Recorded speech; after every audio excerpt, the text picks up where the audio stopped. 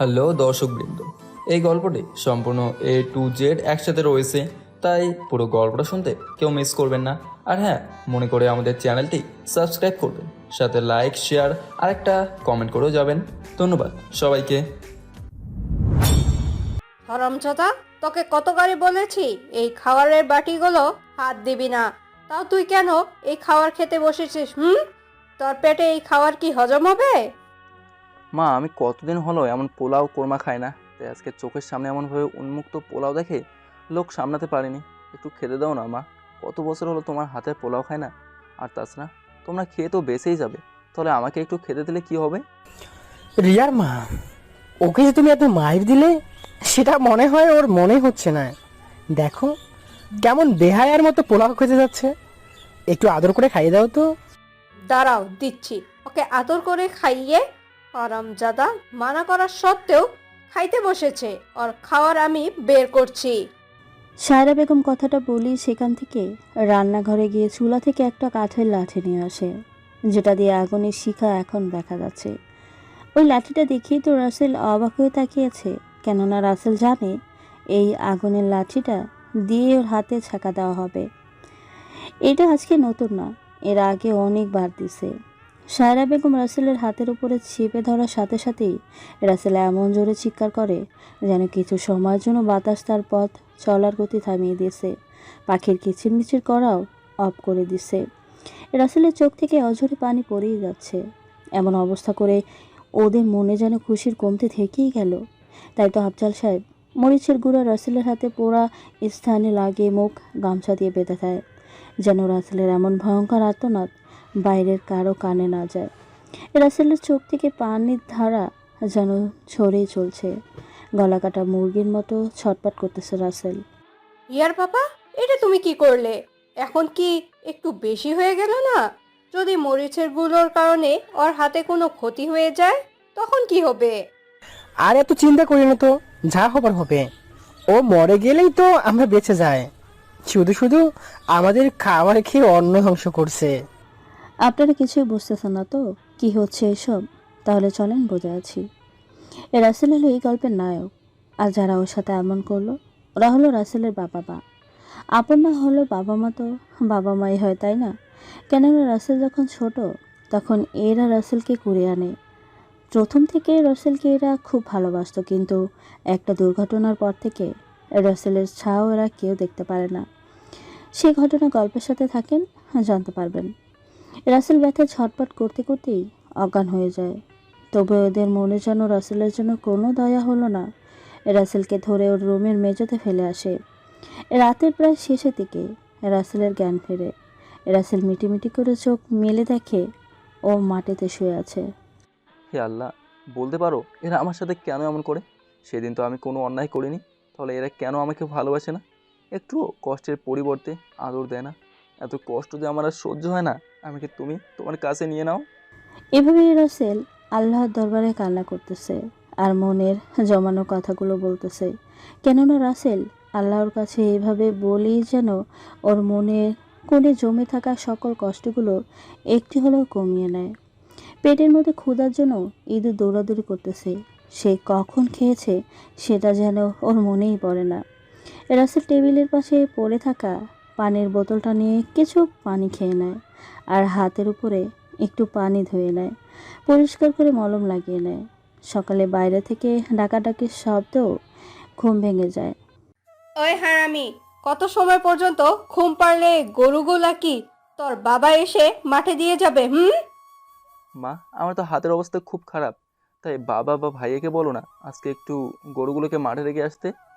রাসেলের এমন কথা শুনে সায়রা চৌধুরীর মাথায় যেন রক্ত উঠে যায়। রাগে কটকট করতে করতে রাসেলের গালে একটা থাপ্পড় দিয়ে চিল্লিয়ে বলে, তোর তো সাহস কম না? আমার ছেলেকে গরু নিয়ে মাঠে যেতে পারিস? আমার ছেলে অফিসার হয়ে থাকবে, বুঝলি? আচ্ছা, আমি তোমাদের নিজের ছেলে না হলেও আমি তো তোমাদের নিজের মা বাবা হিসেবেই জানি, তাহলে কেন করো এমন? আমার কি কষ্ট হয় না? শোন, আর একটা কথা বলবি তো দুইটা করে চড় খাবি। তাই আমার হাতে আর চড় খাইতে না চাইলে এখান থেকে গিয়ে গরুগুলোকে মাঠে রেখে আয়। রাসেল আর কোনো কথা না বলে সেখান থেকে চলে যায় আর গরু নিয়ে মাঠের দিকে যেতে থাকে। এটা রাসেলের প্রতিদিনের কাজ, তাই রাসেলের কোনো কষ্ট হয় না। গরুগুলোকে মাঠে রেখে একটা গাছের নিচে এসে মনের আনন্দে বাঁশি বাজাচ্ছে। এত মুগ্ধকর বাঁশির সুরে যেন সবার মন ছুঁয়ে যাচ্ছে। গরুগুলো ঘাস না খেয়ে রাসেলের কাছে এসে দাঁড়িয়ে আছে। রাসেল অনেকটা সময় পরে চোখ খুলে দেখে সবগুলা গরু ওর পাশে দাঁড়িয়ে আছে। হায় রে, আমি তোদের এনেছি ঘাস খেয়ে পেট ভরার জন্য, আর তোরা আমার বাঁশির সুর শোনার জন্য আমার কাছে এসে দাঁড়িয়ে আছিস। যা গিয়ে ঘাস খা। গরুগুলো যেন রাসেলের বন্ধু হয়ে গেছে। রাসেল যেটা বলে সেটাই যেন বোঝা যায়।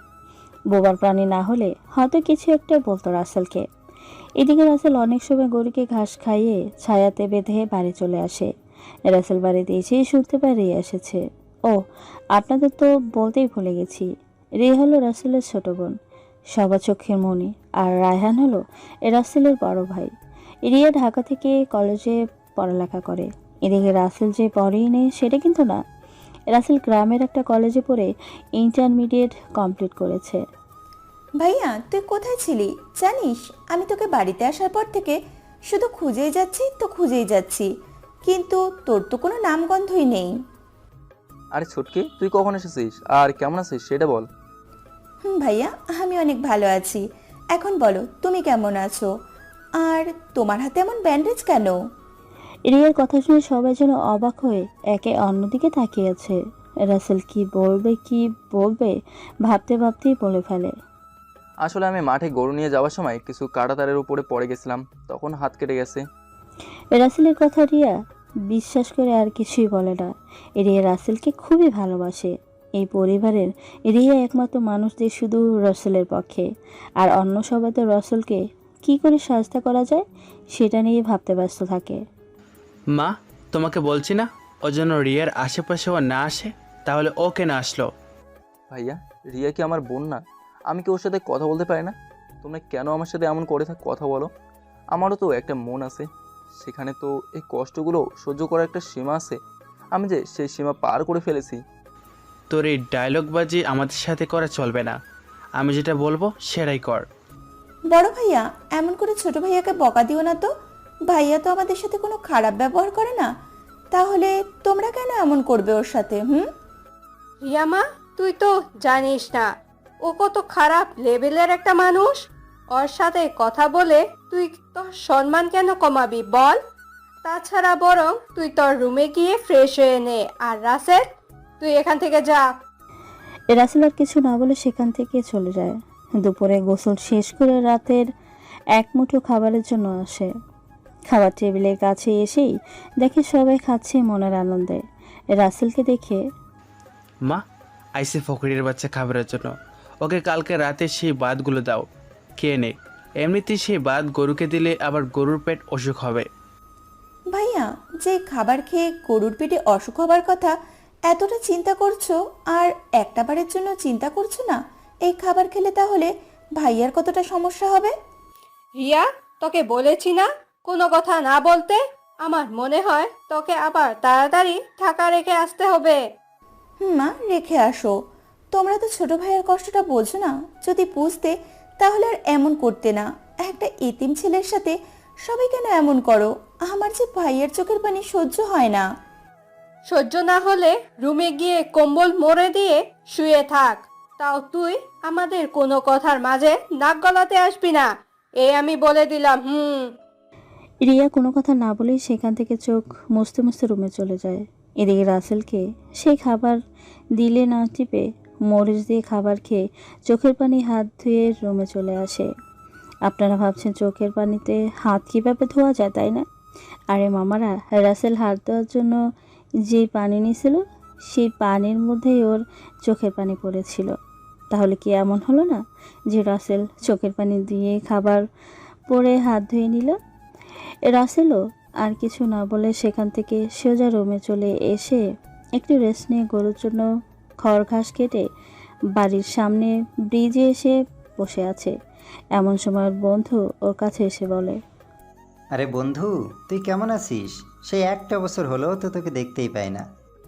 আরে রানা, তুই আমার কি সৌভাগ্য! দেখ, ব্রিজের এসেই তোর মতো বড় মানুষের দেখা পেলাম।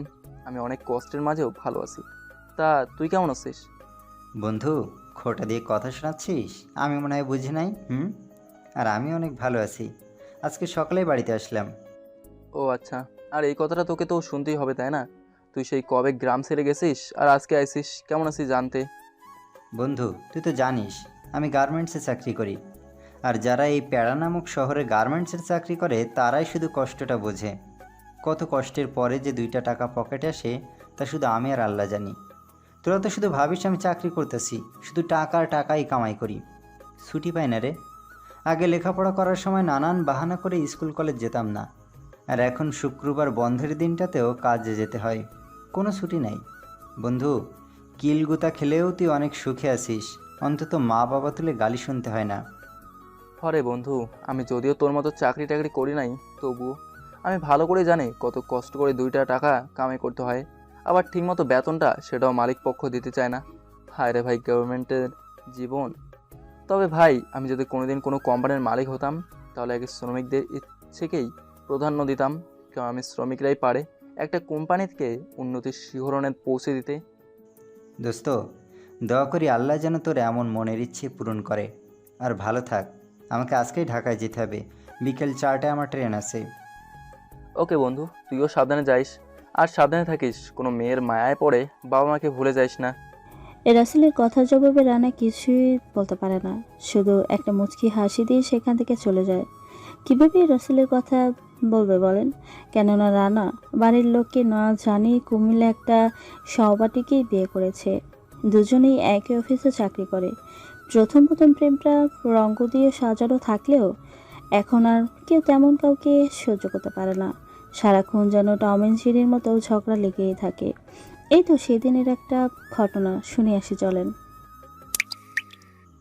মাফি, অনেক দিন হলো তো গ্রামে যাই না, আর টাকা পয়সাও দেয় না বাড়িতে। সব টাকা তুমি তোমার বাপের বাড়িতে বাপ ভাইকেই দিচ্ছ। কি? তুমি আমার বাড়িতে সামান্য টাকা দিয়ে আবার খোটা দিচ্ছ? যাও, আমি তোমার ভাত খামু না, আমাকে তালাক দাও। আচ্ছা, এখানে তালাক শব্দের ব্যবহার কেন করতেছো তুমি? আমি তো মানা করিনি তোমার বাড়িতে টাকা দিতে, কেননা তুমি চাকরি করি। এখন আমাদের টাকার উপরে আমার বাড়ির লোকেরা যেমন হক আছে, তেমনি তোমার বাড়ির লোকেরও হক আছে। তবে তোমার উচিত শ্বশুর বাড়িতে টাকা দিয়ে পরে তোমার নিজের বাড়িতে টাকা দেওয়া। আর তুমি তো আমার বাড়িতেই টাকা দাও না। আহা, শখ কত! আমি দিনের পর দিন কষ্ট করে টাকা কামাই করে তোমার বইরা বাপ মাকে খাওয়ামু, আর পরে আমরা টাকার অভাবে ভিক্ষা করে খামু, তাই না? আসলে মাফি, জানো, আমাদের মতো ছেলেরাই মানুষ না। তা না হলে বউয়ের কথায় কি শ্বশুর বাড়িতে টাকা পাঠায়? তুমি কোথাও দেখেছো যে ছেলে নিজের বাবা মাকে কষ্ট দেয় সে কখনো সুখী হয়েছে? আমি তোমাকে বলছি না তুমি সব টাকা আমার বাবা মাকে দাও, আমি বলি তুমি হিসেব করে তোমার বাড়িতে কিছু আর আমার বাড়িতে কিছু দাও, তাহলে তারা দুই পরিবার অনেক খুশি হবে। আমি তোমাকে বিয়ে করেছি সেটা বাড়িতে জানাতেও পারছি না ভয়ে, কি জানি কি হয়। আর একটা কথা শুনে রাখো, তোমার আমার কিছু হলে না আমার বাবা মা এগিয়ে আসবে। তোমার বাবা মা টাকার হিসেব দেবার বর্গায়ে দেখতেও আসবে না। এমনিতেই তোমার ভাই যেই খবিশের খবিশ। রানার কথা শুনে রাফি তো রাগ হয়ে যায়। রানাকে কিছু না বলেই বিছানায় গিয়ে শুয়ে পড়ে। ব্যাস হয়ে গেল, রানার আজকে আর পেট ভাত পড়বে না। এটাই হলো রানার জীবন। রাসেল বাড়িতে এসে সকল কাজ করে নিশি রাতে বাড়ির পাশে মাঠে একটা আম গাছের নিচে বসে গাছের সাথে হেলান দিয়ে মনের সুখে বাঁশি বাজাচ্ছে। রাসেলের বাঁশি সুর যেন আশেপাশে সবার মন মুগ্ধ করেছে। গ্রামের সবাই জানে রাসেলের বাঁশির বাজানো সম্পর্ক। এমনকি রাসেল অনেক অনুষ্ঠানে গিয়েও সবার অনুরোধে বাঁশি বাজিয়ে সবার মন কেড়েছে। এদিকে খুটখুটে অন্ধকারে রাসেলের বাঁশির সুরে সামনে কিছু মেয়ে এসে হাজির হয়। দাঁড়িয়ে থেকে গভীর মনোযোগ দিয়ে বাঁশির সুর উপভোগ করতেছে। অনেক সময় পরে রাসেল বাঁশি বাজানো বন্ধ করে চোখ মিলে সামনে তাকিয়ে হার্ট অ্যাটাক করার মতো অবস্থা। কেননা রাসেল এত রাতে ওর সামনে সাদা জামা পরা কয়েকটা মেয়েকে দাঁড়িয়ে থাকতে দেখেছে। তাহলে ভয় না পেয়ে উপায় কি আছে? আমি হলো তো হার্ট অ্যাটাক তো দূরে থাক, অজ্ঞান হয়ে সেখানেই পড়ে থাকতাম। ইস, দৃশ্যটা মনে করতেই ঘা শিরশির করতেছে। রাসেল মনের মাঝে ভালো করে সাহস জগিয়ে দেখে সব কয়টা মেয়ে পিঠে পাখা লাগানো, আবার মাথায় জলজল করছে হীরের মতো পাথরের মুকুট। সবার হাতেই একটা করে তারা। সবার মাঝ থেকে একটা মেয়ের দিক থেকে রাসেল যেন চোখ ফেরাতেই পারছে না।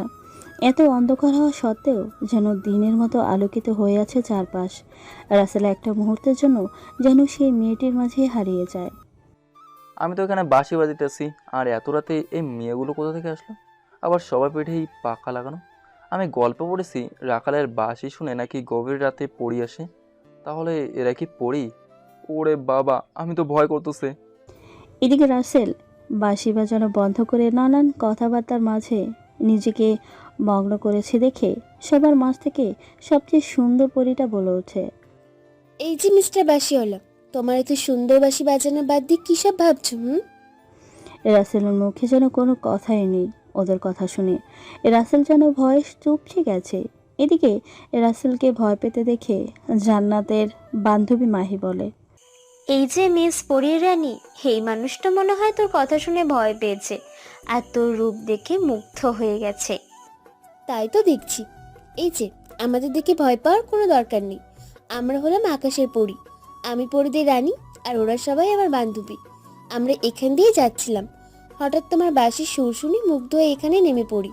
কিন্তু তুমি তো বাঁশি বাজানোই বন্ধ করে দিলা। আপনারা তাহলে পড়ি? আমার তো বিশ্বাস হচ্ছে না। আমি বইতে পড়ছিলাম পরীর কথা, কিন্তু কখনো দেখিনি, আজকেই প্রথম দেখলাম। আমি তো ভয়ে শেষ। আপনারা যদি আমার কোনো ক্ষতি করে দেন তাহলে? ক্ষতি তো করবো না, তবে বাঁশি না বাজালে ক্ষতি করতে বাধ্য হব, বুঝলে? আমি না অনেক সময় বাঁশি বাজিয়েছি, এখন অনেক ক্ষুধা লেগেছে। সেই দুপুরে একটু খাবার খাইছিলাম। জানি তো, দুপুরে তুমি পচা ভাত খেয়েছো, যে ভাতগুলো গরু খেত না। তোমাকে ওরা অনেক কষ্ট দেয়, তাই না? এমা, আমি দুপুরে কি খেয়েছি সেটা কিভাবে জানলেন আপনি শুনে? আরে, আমি শুধু এটা না, আমি সবকিছুই জানি, বুঝলে? কিন্তু আমি তোমাকে কিছুই বলবো না। এই আপনারা জানতো, নাহলে এখন আমি আপনাকে জোরে ধরে চুমু খাবো। কিন্তু আপনি কত সুন্দর, আমার লোভ হচ্ছে। রাসেলের আবার কথা শুনে উপস্থিত সবাই যেন অবাক হয়ে একে অন্যদিকে তাকিয়ে আছে। এদিকে জান্নাত তো শুধু রাগে ফুসতেছে আর চোখের ভ্রু কুচকে রাসেলের দিকে তাকিয়ে বলছে, এই বেটা, তোর সাহস কত বড়! আমার মতো সুন্দরী পরী রানীকে কিস করতে চাস? তোর সাহসের প্রশংসা করতেই হয়। আমি তোমার সাথে কথা বলে সময় নষ্ট করবো না। যাও, আমার ঘুম পাইছে, কালকে আইসো। এই, তুই কই যাস আমাদের রেখে? তোর খাবারের ব্যবস্থা আমরা করতেছি, তবুও তুই বাঁশি শুনিয়ে যাবি। জান্নাতের কথা শুনে রাসেল যেন হাসতে হাসতে শেষ। আর হাসবেই না কেন, তাই না? বলেন, পরি নিজে যদি এমন কথা বলে। তোমরা এখন আনবে আমার জন্য খাবার? মজা করার জায়গা পাও না, তাই না? তুমি এখন কোথায় খাবার পাবে? সব হোটেল তো বন্ধ, রাত বাজে প্রায় 1টা। এই খচ্চর বেটা, তুই জানিস না আমরা চাইলে সবকিছুই করতে পারি? তুই বললে যা কিছুই তোকে এনে দিতে পারি। পরি ম্যাডাম, তোমার মতো এত সুন্দর ফল আমার সামনে থাকলে অন্য কিছু খাবার কি ইচ্ছে থাকে নাকি বলো? ফাজিল বেটা, তুই কিন্তু এবার বেশি বেশি করতেছিস। কিছু বলতেছি না বলে এটা ভাবিস না আমি তোকে দেখে পটে গেছি। এখন বল, তোর কি খেতে ইচ্ছা করতেছে? আচ্ছা যাও, তোমাকে রাগালাম না, কেননা তোমাকে রাগলে পুরাই পেতনির মতো লাগে। এখন আমার জন্য বিরিয়ানি নিয়ে আসো। ওকে, যা, এটাই ফাইনাল। এই মাহি, তুই ওর জন্য বিরিয়ানি নিয়ে আয়। আর এই, তুই কি বললি আমাকে পেতনির মতো লাগে? তুই জানিস তোদের সমাজের 1000টা মেয়ে রূপ একসাথে করলেও আমাদের রূপের কাছে আসতে পারবে না। আমাদের রূপের উজ্জ্বলতাই দূর থেকেই ঝলসে যাবে। বললেই হলো, আমি তোমাকে দেখছি কই? আমার তো কিছুই হচ্ছে না। তুমি শুধু শুধু মিথ্যা বলো আমাকে ভয় দেখানোর জন্য। জান্নাত কিছু বলতে যাবে ঠিক তখনই মাহি এসে ওদের সামনে দাঁড়িয়ে বলে, জান্নাত, হেই নে, ওর জন্য বিরিয়ানি সাথে ঠান্ডা নিয়ে এসেছি। কত কষ্ট করতে হয়েছে, আমি ফ্রিজ খুলতেই পারছিলাম না। একটু শব্দ হয়েছিল আর সাথে সাথে পাহারাদার জেগে উঠেছিল। ইস, বড় বাঁচা বেঁচে গেছি। কি বলিস? তোকে দিয়ে একটা কাজও ঠিকভাবে হয় না। আচ্ছা, এনে মন ভরে খা। তুই কতদিন হলো বিরিয়ানি খাস না আমি সেটাও জানি। ইস, কালকে এই পোলাও খেতে গিয়ে হাতটা পোড়ালি। না, আমি খাবো না, কেননা বাড়িতে খেতে গিয়ে মা আমার হাত পুড়িয়ে দিয়েছে। আর তোমরা তো এই খাবার চুরি করে এনেছো, তাহলে এই খাবার খেলে আমার আল্লাহ তো আমাকে ক্ষমা করবে না। তুই তো আমাদের ফাঁসাচ্ছিস। এখন তাহলে তোর জন্য খাবার কোথা থেকে আনবো সেটা বল দেখি। কেন? তোমরা যেটা খাও সেইখান থেকে আনো। আমি তোমাদের ওই মিষ্টি ঠোঁটের স্পর্শ তো পেলাম না, তাই বলে খাবারের স্বাদ পাবো না, এটা তো হয় না। রাসেল, তুই আসলেই অনেক ফাজিল আছিস। আমি বলেই তোর এমন দুষ্টুমি সহ্য করছি, নাহলে তোর খবর আছিল। আচ্ছা, তুই বাঁশি বাজা, আমি তোর জন্য খাবার আনার ব্যবস্থা করতেছি। রাসেল আর কিছু না বলে আবারও মনের মতো সুর তুলে বাঁশি বাজাতে শুরু করে। এদিকে জান্নাত ওর দুইটা বান্ধবীকে পাঠিয়ে দেয় ওর জন্য রেখা খাবার আনতে। জান্নাত রাসেলের বাঁশির প্রেমে পড়ে গেছে। এক ধ্যানে রাসেলের দিকে তাকিয়েছে। কখন থেকে ওর বান্ধবীরা এসে ওকে ডাকতেছে, সেই দিকে যেন ওর কোনো হুঁশই নেই। এই জান্নাত, ওঠ, আমাদের ফিরে যেতে হবে রে। একটু পরেই ফজরের আজান দিবে, তখন আর আমরা ফিরে যেতে পারবো না, আমাদের পথ বন্ধ হয়ে যাবে। কে কে? ও মাহি তুই? আর একটু মন ভরে বাসি সুর শুনি না। আরে আবার রাতে এসে শুনিস, এখন চল আমরা রাজ্যে ফিরে যাই। আমি দেখে এসেছি তোর বাবা মা অনেক টেনশন করছে তোকে না দেখে। ওকে চল। আর এই যে রাখাল, রাতে আবার এখানে আসবি, বাঁশি বাজাতে বলে দিলাম। আর আমাদের কথা যেন কাউকে বলিস না, তাহলে তোকে পাগল বলবে। আর হ্যাঁ, তুই অনেক কিউটি ডিব্বা। জান্নাত একটা মুক্তা ঝরা হাসি দিয়ে রাসেলের সামনে থেকে নিমেষে হারিয়ে যায়। এদিকে রাসেল চারিপাশে জান্নাতকে খুঁজতে থাকে, কিন্তু কোথাও পায় না। কি ব্যাপার, কোথায় গায়েব হয়ে গেল? এই তো আমার সাথে হেসে হেসে কথা বলতেছিল। মনে হয় আকাশে ফিরে গেছে। আমি বরং খাবারটা খেয়ে নিই। আমার কি ভাগ্য, পরের খাবার খেতে পারছি। রাসেল মনের আনন্দে তৃপ্তি সহকারে পরিস্থান থেকে আনা খাবার খেয়ে নেয় আর বাড়িতে চলে এসে ঘুমানোর চেষ্টা করে। কিন্তু রাসেলের চোখে যেন ঘুম কিছুতেই আসতেছে না। চোখটা বন্ধ করতেই যেন জান্নাতের চাঁদ মুখটা ভেসে উঠতেছে। পরি, তুমি কি জাদু করে গেলা? আমার মতো নিরীহ ছেলেটাকে কেন পাগল বানিয়ে চলে গেলাম? আমি যেদিকে তাকাই শুধু তোমাকেই দেখতে পাই। রাসেল এসব ভাবতে ভাবতে কখন যে ঘুমিয়ে পড়ে সেদিকে যেন কোনো খেয়ালই নেই। সকাল গড়িয়ে বেলা 9টা বাজে, তবুও যেন রাসেলের ওঠার কোনো নামগন্ধ নেই। এদিকে সায়রা বেগম ঘুম থেকে উঠে চোখ মুছতে মুছতে বাইরে এসে দেখে গরু ছাগলগুলো এখনও গোয়ালিয়ে আছে। এমন ঘটনা দেখে সায়রা বেগমের মাথায় তো রাগের উপত্তি হয়। রাগে কচকচ করতে করতে রাসেলের রুমের সামনে এসে, এই রাসেল, তোর কি ঘুমানো শেষ হয় নেই? দেখছিস না সব গরু ছাগলগুলো কিভাবে কান্না করতেছে খাওয়ারের জন্য? সায়রা বেগমের এমন হুঙ্কার ভরা ডাক শুনে যেন রাসেলের চোখ থেকে এক নিমেষে ঘুম হারিয়ে যায়। রাসেল তাড়াতাড়ি ওর মায়ের কথার জবাব দিয়ে বাইরে চলে আসে। মিসেস সায়রা বেগম কেন জানি আজকে বেশি কিছু বলল না। রাসেল গরুগুলোকে কিছু খেতে দিয়ে দুধ দোয়ে মাঠে রেখে আসে। কেননা এটা তো রাসেলের নিত্যদিনের কাজ, আপনারা সবাই ভালো করেই জানেন। এদিকে রাসেল সকালে খায়নি, সেই খবর নাই। উনি শুধু পরীকে নিয়ে জল্পনা কল্পনা করতে ব্যস্ত। রাসেল রাস্তা দিয়ে মুচকি মুচকি হাসতে হাসতে আসতেছে, যেটা ওর ভাইয়ের চোখ এড়াতে পারে না। কি ব্যাপার রাসেল, পাগলের মতো এমন করে হাসতে হাসতে আসছে কেন? দেখি ওর কাছে গিয়ে একটু শুনে আসি আসল কাহিনীটা কি। রায়হান কথাটা ভাবতে ভাবতেই রাসেলের সামনে চলে আসে। আর রায়হান কখন রাসেলের সামনে এসে দাঁড়িয়েছে সেই দিকে যেন রাসেলের কোনো খেয়ালই নেই। রায়হানের সামনে হাতে তুড়ি বাজিয়ে বলে, এই রাসেল, তোর কি হয়েছে? পাগল হয়ে গেলি নাকি? কেমন করে হাসছিস? হ্যাঁ, ও ভাইয়া, তুই কখন এলি? আসলে তেমন কিছু না, একটা কাহিনী মনে পড়ে হাসি পাচ্ছে। ও আচ্ছা, তা গরু কি মাঠে রেখে এসেছিস নাকি? মাঠে রেখেই তো বাড়িতে ফিরে যাচ্ছি। তা ভাইয়া, তুমি এত সকাল সকাল কোথায় গেছিলা? ও, আমি একটু তোর হবু বাবির সাথে দেখা করতে গেছিলাম, এখন তুই বাড়িতে যা। রাসেল আর কিছু না বলে বাড়িতে চলে আসে। আসলে রায়হানের বিয়ে ঠিক করে রেখেছে ওর বাবা পাশের গ্রামের মোড়লের মেয়ের সাথে। এবার ধান কেটে ঘরে তুললেই নবান্নের শেষে ছেলের বউকে ঘরে তুলে আনবেন আফজাল সাহেব। এদিকে জান্নাত একা একা বসে কী যেন ভাবছে, সেটা ওর মা লক্ষ্য করে। কি রে জান্নাত, তুই কি এমন মনোযোগ দিয়ে ভাবছিস? আমি কাল রাত থেকে দেখছি তুই কেমন চেঞ্জ হয়ে গেছিস। তোর কি কিছু হয়েছে নাকি? না মা, আমার আবার কি হবে বলো? আমি তো একটু এমনি কিছু একটা নিয়ে ভাবছিলাম। কিছু না হলেই ভালো। তোর কিছু হলে তোর বাবা তো আবার সব কিছু মাথায় তুলে ফেলবে। তুই তো তোর বাবার রাগ সম্পর্কে জানিসই। না মা, তুমি কোনো চিন্তা করিও না, আমার কিছুই হয়নি। তুমি শুধু শুধু চিন্তা করতেছো। মারে, বিবাহের উপযুক্ত মেয়ে ঘরে রেখে চিন্তা না করে কি আর উপায় থাকে বল? সারাক্ষণ মনের মাঝে চিন্তা হতে থাকে, না জানি কখন কি হয়। মা, কিছুই হবে না তো, তুমি এখন যাও, কত কাজ পড়ে আছে। ঠিক আছে, আর তুইও আয়, আমি সব খাবার রেডি করে দিচ্ছি। আর তোকে কিন্তু আজকে খুব সুন্দর লাগছে। এইভাবে মা মেয়ের মাঝে আরও অনেক কথা হয়। এভাবেই দেখতে দেখতে দিন শেষ হয়ে সন্ধ্যা নেমে আসে। রাসেল সে কখন থেকে সে গাছতলার নিচে গিয়ে বসে আছে, কিন্তু জান্নাতের আসার কোনো নামগন্ধ নেই। না, আজকে মনে হয় পড়ি আর আসবে না। যাই, রাত জেগে না থেকে গিয়ে ঘুমিয়ে পড়ি, নয় এমনি আবার সকালে মায়ের কাছে বকা খাবো। রাসেল যেই বাঁশি বাজানো বন্ধ করে বসা থেকে উঠে সামনের দিকে ছিঁড়তে নেবে, অমনি পেছন থেকে বলে উঠছে, বারে আমাকে বাঁশির সুর না শুনে চলে যাচ্ছ? তুমি জানো না তোমার এই বাঁশির সুর আমাকে পরিস্থানে থাকতে দেয়নি? তোমার বাঁশির সুরে কি এমন জাদু আছে বলো? কি জাদু আছে সেটা জানি না, তবে আমার দু চোখের ঘুম যে তুমি কেড়ে নিছো, সেটার কি হবে সেটা বলো। বললেই হলো, নিজে যে আমার ধ্যান চ্যান সবকিছু কেড়ে নিচ্ছ, সেটার কি হবে? আচ্ছা সেটা যাই হোক, এখন বলো তোমার আসতে দেরি কেন হলো? আমি সেই কখন থেকে তোমার জন্য অপেক্ষা করতেছি। আমরা তো সবসময় এখানে সেখানে যেতে পারি না তোমাদের মতো। আমাদের দুনিয়ায় আসার জন্য নির্দিষ্ট একটা সময় আছে, বুঝলে? তা আমার জন্য কেন অপেক্ষা করতেছো শুনি? কেন অপেক্ষা করছি সেটা জানি না, তবে এটুকু জানি তোমার মুখটা সবসময় আমার চোখের সামনেই ভেসে থাকে। তোমার মুখে সত্যি একটা অদ্ভুত মায়া আছে।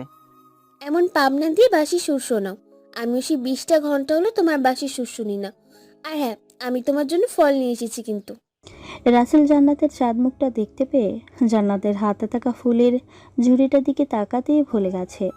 রাসেল এত সুন্দর সুন্দর হরেক রকমের ফল দেখে তো অবাক, কেননা জান্নাত নানান রকমের ফল দিয়ে ঝুড়িটা যেন ভর্তি করে এনেছে। তুমি এত ফল এনেছো আমার জন্য, তাও আবার তোমার রাজ্য থেকে? তুমি তো আমি আসলেই বলবে ক্ষুধা লেগেছে, তাহলে আমি তোমার জন্য খাবার আনবো কি করে? যেহেতু আজকে আমার বান্ধবীরা আসেনি, তাই আমি বুদ্ধি করে ফলগুলো সাথে এনেছি। ভালো করেছো। এখন তাহলে বসে বসে বাঁশির সুর শোনো, আমি একটা সুন্দর সুর তুলি, কেমন? ঠিক আছে। রাসেল বাঁশি বাজাতে শুরু করে। এদিকে জান্নাত রাসেলের পাশে বসে মনের সুখে বাঁশির সুর উপভোগ করতেছে। জান্নাত যেন কিছু সময়ের জন্য নিজেকে রাসেলের মাঝে হারিয়ে ফেলেছে। এই মানব, তুমি আমাকে কি জাদু করেছো? আমি তোমাকে ছাড়া কিছুই ভাবতে পারি না। আমার সব জ্ঞান এখন যেন তোমাকে নিয়ে। ইস, তোমার ওই বাঁশির সুর যেন আমাকে সব সময় তোমার কাছেই টেনে আনে। এদিকে রাসেল বাঁশি বাজানো শেষ করে জান্নাতকে ডাকলে জান্নাতের ধ্যান ভেঙে যায়। এই তুমি কি এত মনোযোগ দিয়ে ভাবছো? আমি তো কিছুই বুঝতেছি না, নাকি আমাকে ভয় দেখাবার প্ল্যান করতেছো? তুমি যে কি বলো না, কালকে আমার সাথে আমার বান্ধবীদের দেখেই ভয় পাওনি, আর আজকে আমাকে একা দেখে ভয় পাবে, তাই না? আচ্ছা হয়েছে, এখন তুমি যাও, আমি বাড়িতে যাব। ঘুম থেকে উঠতে দেরি হলে মা বকা দেবে আমাকে। তোমার কষ্ট দেখে মনে হয় আমি কি ওদের সবার গলা টিপে দিই। ওদের মনে কি একটুও দয়া মায়া নেই? তোমার মতো এত কিউট একটা ছেলেকে এভাবে কষ্ট দেয়?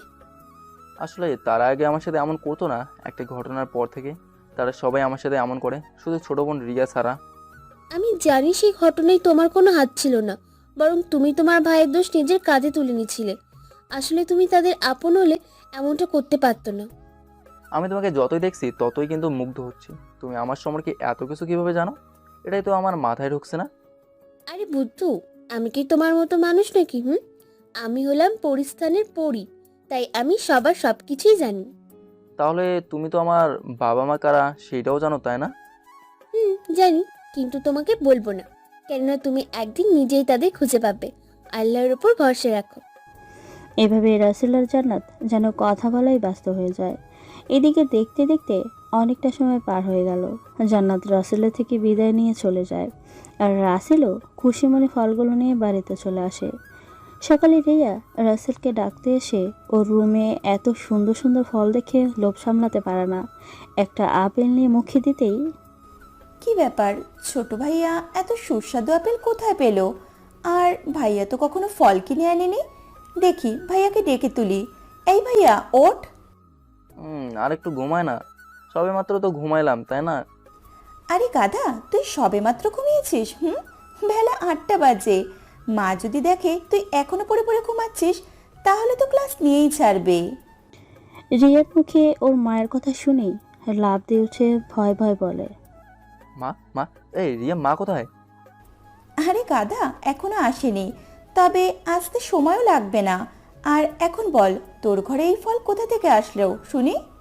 রিয়ার মুখে ফলের কথা শুনে রাসেল তো চিন্তায় পড়ে যায়। এখন কি জবাব দেবে? রাতে ঘুমের জন্য ফলগুলোকে সরিয়ে রাখতেও ভুলে গেছে।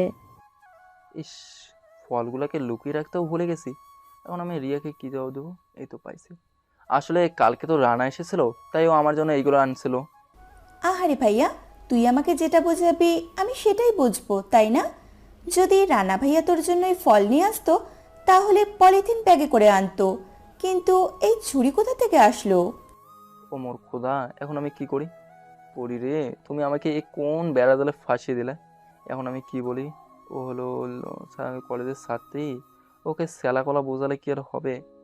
দেখ, রানা হয়তো কোথাও থেকে এনেছে, তার বন্ধুকে দেবে, একটু কষ্ট তো করবেই, তাই না? ভাইয়া, তুই মিথ্যে কথাটাও ভালো করে গুছিয়ে বলতে পারিস না। আমি খেয়ে দেখেছি, এই আপেলে এত স্বাদ, এমন স্বাদ আমি আজও কোনো ফলের মাঝে খুঁজে পাইনি। তুই তো আমাকে বুঝিস, তাই তোকে বলছি, তুই আবার কাউকে বলিস না। এই ফলগুলো একটা পড়ি আমার বাঁশির সুর শুনে খুশি হয়ে উপহার দিছে। এই রসেলের মুখে এমন কথা শুনে রিয়া যেন অবাক হয়ে যায়। আর অবাক হবেই না কেন?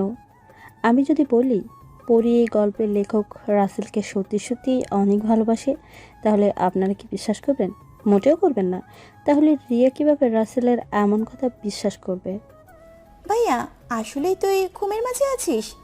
আচ্ছা, এখন তাড়াতাড়ি উঠে ফ্রেশ হয়ে কাজে যা, আর আমি কয়েকটা ফল নিয়ে গেলাম।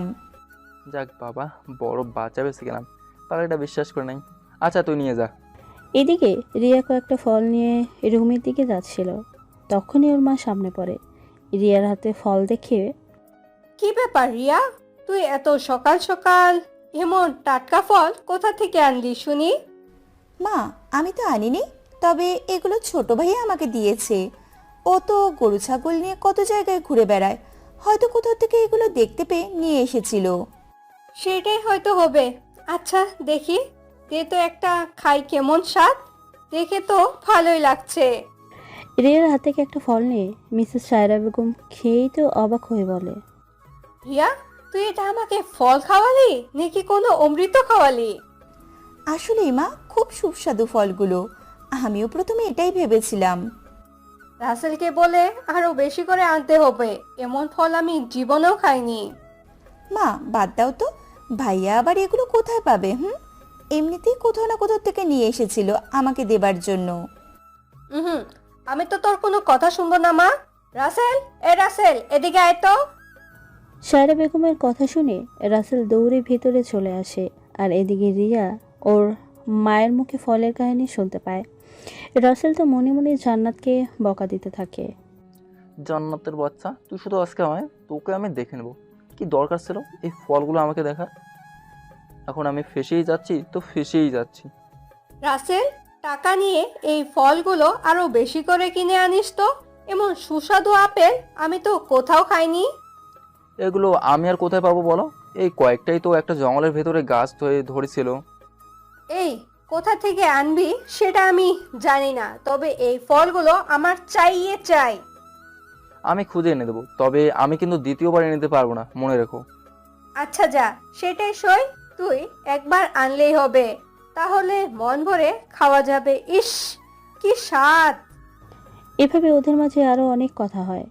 দেখতে দেখতে দিনের আলো নিভে গিয়ে রাতের অন্ধকার নেমে আসে।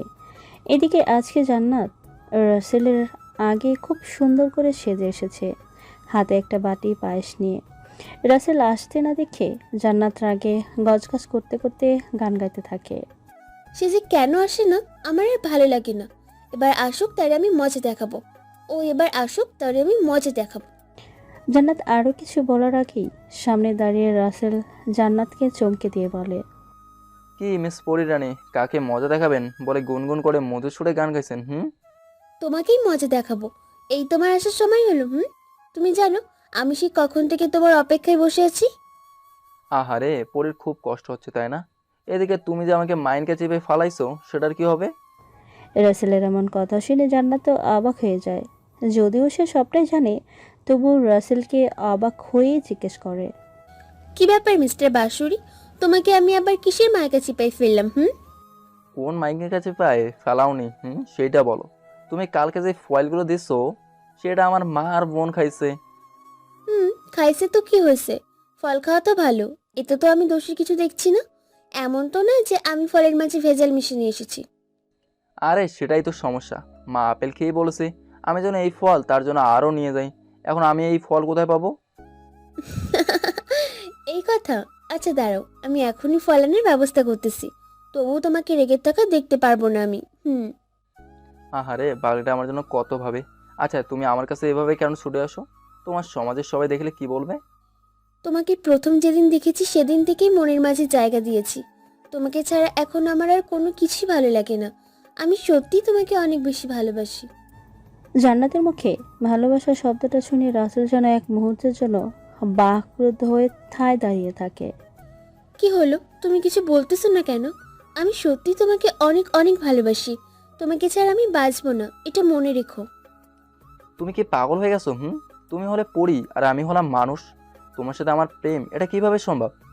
সম্ভব অসম্ভবের আমি কিছুই বুঝি না। আমি শুধু এটাই বুঝি, তোমাকে ছাড়া আমার বেঁচে থাকাটা অসম্পূর্ণ। তোমাকে আমার লাগবেই লাগবে। দেখো জান্নাত, এটা হয় না।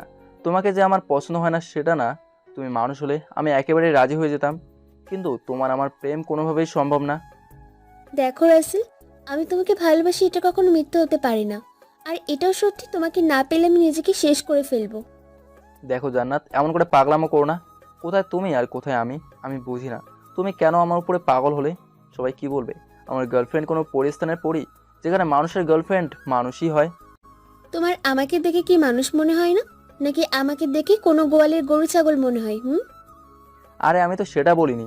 তোমার নাক কান গলা সব কিছুই আছে, তবুও তুমি তো পরিস্থানের পড়ি, তাই না? আর একটা পরির সাথে কি কখনো কোনো মানুষের প্রেম হয় বলো? দেখো, আমি এত কিছু বুঝি না। তোমাকে আমি ভালোবাসি নিজের থেকেও বেশি। এখন তুমি যদি আমাকে ভালো না বাসো, তাহলে আমি নিজেকে শেষ করে দিব। তুমি যেটা করবে ভেবে চিন্তে করবে। কালকে আমি ফের আসবো তোমার সাথে শেষ বোঝাপড়া করতে। লাভ ইউ সোনা, বাই। জান্নাত উপরে কথাটা বলেই রাসেলের সামনে থেকে চলে যায়। এদিকে রাসেলের মনে তো জান্নাতের কথার ঝড় বইতে থাকে। আসলে একটু পরেই ওর সাথে প্রেম কিভাবে হতে পারে? রাসেল চিন্তিত মন নিয়ে হাতে জান্নাতের দেওয়া ফুলের বাটিটা নিয়ে বাসায় চলে আসে। বাসায় এসে রাসেলের কেন জানি কিছুতেই ঘুম ধরছে না। আর মনের মাঝে এমন চিন্তা থাকলে কিভাবে ঘুম আসবে, তাই না? তবু অনেক চেষ্টা করে রাসেল ঘুমের রাজ্যে হারিয়ে যায়। এদিকে সকালে আজকেও রিয়া রাসেলকে ডাকতে এসে সেই ফলগুলোকে দেখতে পায় আর রাসেলকে ডেকে ওঠায়। আচ্ছা ভাইয়া, তুই সত্যি করে বলতো, রাতের বেলা তুই এই ফলগুলো কোথা থেকে আনিস? তার আগে তুই এটা বল, মানুষের সাথে কি কখনো আসমানের পরীর সম্পর্ক সম্ভব? ভাইয়া, তুই হঠাৎ এমন প্রশ্ন কেন করছিস? আমি বুঝতে পারছি না। আর রিয়া তুই বল না, আমার খুব করে জানতে ইচ্ছে করতেছে। উফ ভাইয়া, তুইও না কেমন সব আজব আজব কথা বলছিস ইদানিং। আমি বই পুস্তকে পড়েছি মানুষের সাথে আসমানের পরীর প্রেম হয়, তবে বাস্তবে কখনো দেখিনি। দেখিস নাই তো কি হয়েছে, এবার হয়তো সময় এসে গেছে বাস্তবে পরিষদে মানুষের প্রেম দেখার। ভাইয়া, আসলেই তুই পাগল হয়ে গেছিস। তুই থাক, আমি বরং মাকে বলি কবিরাজকে আনতে। কয়েকদিন হলো কি সব আবোল তাবোল বলছিস তুই। রিয়া কথাগুলো বলে ফলের বাটিটা নিয়ে রাসেলের রুম থেকে বেরিয়ে যায়। এদিকে রাসেল ভাবনায় বিভোর হয়ে পড়ে। না, জান্নাতের কোনো ক্ষতি আমি হতে দেবো না। ওকে আমিও যে প্রথম থেকেই অনেক বেশি ভালোবাসি, আমার যে ওকে চাই, আমি কালকেই জান্নাতকে আমার মনের কথা বলে দেবো। ইস, পাগলটা মনে হয় অনেক কান্না করতেছে। এদিকে রানা অফিসে যাওয়ার জন্য রেডি হয়ে বসে আছে পেটকে একটু সান্ত্বনা দেওয়ার জন্য, কিন্তু মাহি ওর জন্য কোনো খাবার দিচ্ছে না। এই মাফি, আর কত অপেক্ষা করব? অফিসের সময় তো হয়ে এলো, দেরি হলে কত ঝাড়ি খেতে হবে বোঝো? আমি তোমার জন্য প্রতিদিন খাবার তৈরি করতে পারবো না। চাকরি তুমিও করো আর চাকরি আমিও করি। মাফি দেখো, আমি আর 10টা স্বামীর মতো না। আমি কিন্তু তোমার সকল কাজেই সাহায্য করি, এমনকি তোমার থেকে বেশিরভাগ সময় আমি নিজেই রান্নার কাজটা করি। তাও এমন কথা বলতেছো? আমি কোনো কাজ করতেই পারবো না, সব কাজ তুমি করবে, আমি শুধু খাবো। আমাকে রাখলে রাখো, না হলে ডিভোর্স দিয়ে দাও। ও, ডিভোর্স লাগবে তোমার? সেটা সরাসরি না বলে এমন ব্যবহার করে বুঝাইতেছো কেন? আমার তো বোঝার ক্ষমতা আছে নাকি? এতই যখন বোঝো তখন আমাকে ডিভোর্স দিয়ে দিলেই তো পারো, তাই না? আমি কি তোমাকে বিয়ে করেছি ডিভোর্স দেওয়ার জন্য? তোমার ইচ্ছে হলে তুমি ডিভোর্স দাও, আর এমনিতেই তোমাকে ডিভোর্স দেওয়ার ক্ষমতা আমার নেই, কেননা ডিভোর্স দিতে হলে অনেক টাকা লাগবে, যেটা আমার কাছে নেই। তুমি তো সব টাকা তোমার বাপের বাড়িতে দিছো। ইস, আগে যদি বুঝতাম আমাকে ব্যবহার করা হয়ে গেলেই তুমি আমাকে দূরে ছুঁড়ে মারবে, তাহলে কখনোই তোমার হাতে বেতনের সব টাকা তুলে দিতাম না। এখন আর বুঝে কোনো লাভ নাই, শোনো, তোমাকে শুধু বাই বাই টাটা বলাটাই বাকি। আর হ্যাঁ, আমি বসকে বিয়ে করব। বিছানার সুখটা হয়তো তার কাছে কম পাবো, তবে টাকা দিয়ে সেই সুখটার অভাব পুষে যাবে। মাফি, যা করবে ভেবে চিন্তে করো। আমি তোমাকে আটকাবো না, কেননা জোর করে শরীর পাওয়া গেলেও কারো মন পাওয়া যায় না। আমার মা বাবা ঠিকই বলেছিল যে তুমি একদিন আমাকে কাল সাপের মতো দংশন করবেই। আজ তাদের সেই কথাটাই সত্য প্রমাণিত হলো। আর হ্যাঁ, তোমার কি মনে হয় তোমার ভাই তোমাকে টাকা দিবে? হিসেব চেয়ে দেখো, একটা টাকাও দেবে না। এই পৃথিবীর সবাই স্বার্থের জন্য ভালোবাসে, শুধু বাবা মায়ের ভালোবাসায় কোনো স্বার্থ থাকে না। আর আমরা সেই ভালোবাসার মর্যাদাটাই বুঝি না, আফসোস। কথাটা বলেই রানা চোখের পানি মুছে না খেয়ে অফিসে চলে আসে। এদিকে মাফি রানার এমন কথা শুনে ওর ভাইকে ফোন করে টাকার কথা বলে। টাকার কথা বলতেই তারা এক বস্তা কথা শুনিয়ে দেয় মাফিকে। ও নাকি কোনো টাকাই তাদের দেয়নি। এদিকে মাফি যে বসের কথা বলেছিল সেটা মিথ্যা ছিল, রানা থেকে ডিভোর্স নেওয়ার জন্য। মাফি এখন কিছুই বুঝতে পারছে না, রানা ওর জন্য পারফেক্ট। বিকেলে রানা ও মাফি অফিস থেকে বাসায় ফিরে আসে। আজকে ওদের বেতন দিচ্ছে। মাফি রানার সামনে এসে হাতে টাকা দিয়ে, এই নাও, এখানে এই মাসের সব টাকা আছে। আমি আর একটা টাকাও নিব না। সব টাকা তুমি তোমার মতো করে গুছিয়ে রাখো। আমি সবটা বুঝতে পেরেছি। মাফির এমন কাহিনী দেখে রানা তো অবাক, আর অবাক হবেই না কেন, তাই না? একটা মানুষের আচরণ হঠাৎ এভাবে কিভাবে পাল্টে যেতে পারে? যেখানে মানুষের আচরণ ধীরে ধীরে পরিবর্তন হয়, একদিনেই নয়। রানা অবাক হয়ে মাফিকে জিজ্ঞেস করে, কি ব্যাপার মাফি? আমি তো এসবের কিছুই বুঝতে পারছি না। সকালেই তুমি আমার থেকে ডিভোর্স চাইলা, আবার বিকালে বেতন তুলে সব টাকা আমার হাতে তুলে দিচ্ছ, কারণ কি? মাফি রানার কথা শুনে রানার পায়ে পড়ে যায়। সেটা দেখে রানা তো নিজেই অনেকটা অবাক হয়ে যায়, কেননা যে মেয়ে রানার সাথে ভালো করে কথাই বলতো না, আর এখন সে পায়ে পড়ে কান্না করতেছে। আমাকে ক্ষমা করে দাও। আমি তোমার সাথে অনেক অন্যায় করেছি। তুমি না বললে হয়তো আমি আমার ভুল কখনোই বুঝতাম না। দেখো, তুমি তোমার ভুল বুঝতে পেরেছো, সেটা অনেক ভালো কথা, কিন্তু তুমি এমন কেন করছো সেইটা তো বলো। তোমার কথা শুনে আমি বাড়িতে ফোন করে টাকা চাই, আর সাথে সাথে বাড়ির সবাই আমাকে অনেক কথা শুনিয়ে দেয় আর বলে আমি নাকি কোনো টাকাই তাদের দেইনি, যেখানে কম করে হলেও তাদের 6 থেকে 7 লাখ টাকা আমি দিয়েছি। প্লিজ আমাকে ক্ষমা করে দাও। আমি আমার ভুল বুঝতে পেরেছি। এখন তোমাকে কোনো কাজ করতে হবে না, আমি সব করব। আচ্ছা হয়েছে, তুমি তোমার ভুল বুঝতে পেরেছো, এটাই অনেক। তা তুমি না বললে তোমার বসকে বিয়ে করবে? আরে দূর, আমি ওইটা মিথ্যে বলেছি। আসলে আমি বুঝেছি আমাকে তোমার মতো করে কেউ বুকে ভালোবেসে আগলে রাখতে পারবে না। আমিও যে বড্ড বেশি ভালোবাসি তোমাকে। আচ্ছা তাহলে চলো মা বাবার থেকে ক্ষমা চেয়ে আসি। তুমি এমনিতেই দূর থেকে তাদের সাথে অনেক খারাপ আচরণ করেছো। বাবা মায়ের সামনে আমি তখনই যাব যখন আমি আমার বাড়ি থেকে সব টাকা আনতে পারবো। আরে তারা তো বলেই দিছে তোমাকে কোনো টাকা পয়সা দিবে না, তাহলে কেন এইসব বলে শুধু শুধু নিজেকে কষ্ট দিচ্ছ? এত কষ্টের ঘাম ঝরানো কামাইয়ের টাকা এত সহজে কি আর ভোলা যায়? এভাবে ওদের মাঝে আরও অনেক কথা হয়। রানার মাফির সংসারটা আবারও ভালোবাসায় ভরে ওঠে। এদিকে রাসেল ওদের আগ্রহ নিয়ে জান্নাতের জন্য বাসি হাতে বসে আছে গাছের নিচে, কিন্তু জান্নাতের আসার যেন কোনো নামগন্ধই নেই। রাসেল তো জান্নাতকে না দেখে যেন চিন্তা একদম শেষ হয়ে যাচ্ছে। এদিকে কিছু সময় পরে জান্নাত মন খুল্ল হয়ে রাসেলের সামনে আসে।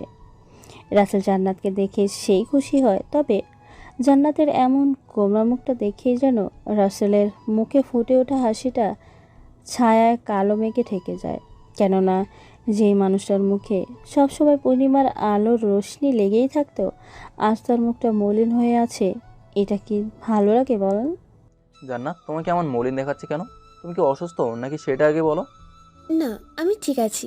আসলে তুমি আমাকে ভালো না বাসলে তো আর তোমার কাছে আমি আসতে পারবো না আজকের পর থেকে, তাই মন খারাপ। জান্নাতের কথা শুনে রাসেল আর একটা মুহূর্ত দেরি না করে জান্নাতকে ওর বাহুডোরে নিয়ে নেয়। জান্নাত যেন ঘোরের মাঝে আছে। ওর যেন বিশ্বাসই হচ্ছে না এভাবে রাসেল ওকে আপন করে বকিয়ে চড়িয়ে নেবে। এই পাগলি, তুমি জানো না তোমার ওই চাঁদ মুখটাই আমার কাছে বেশি ভালো লাগে? তাহলে কেন এমন মলিন করে রেখেছো? তোমার মুখে হাসি না থাকলে আমার কি ভালো লাগে বলো? বাইরে তোমাকে আমি আমার নিজে থেকে বেশি ভালোবাসি, আর সেই তুমি আমাকে ভালোবাসো না, তাহলে আমি কি খুশি থাকতে পারি বলো? আরে দূর, আমি তোমাকে অনেক অনেক ভালোবাসি, সেই প্রথম দিন থেকেই। আমি যে তোমাকে ছাড়া কিছুই ভাবতে পারি না। তোমাকে ছাড়া আমার যেন নিঃশ্বাস নিতেই অনেকটা কষ্ট হয়। তোমাকে না দেখলে আমার দম বন্ধ হয়ে আসে।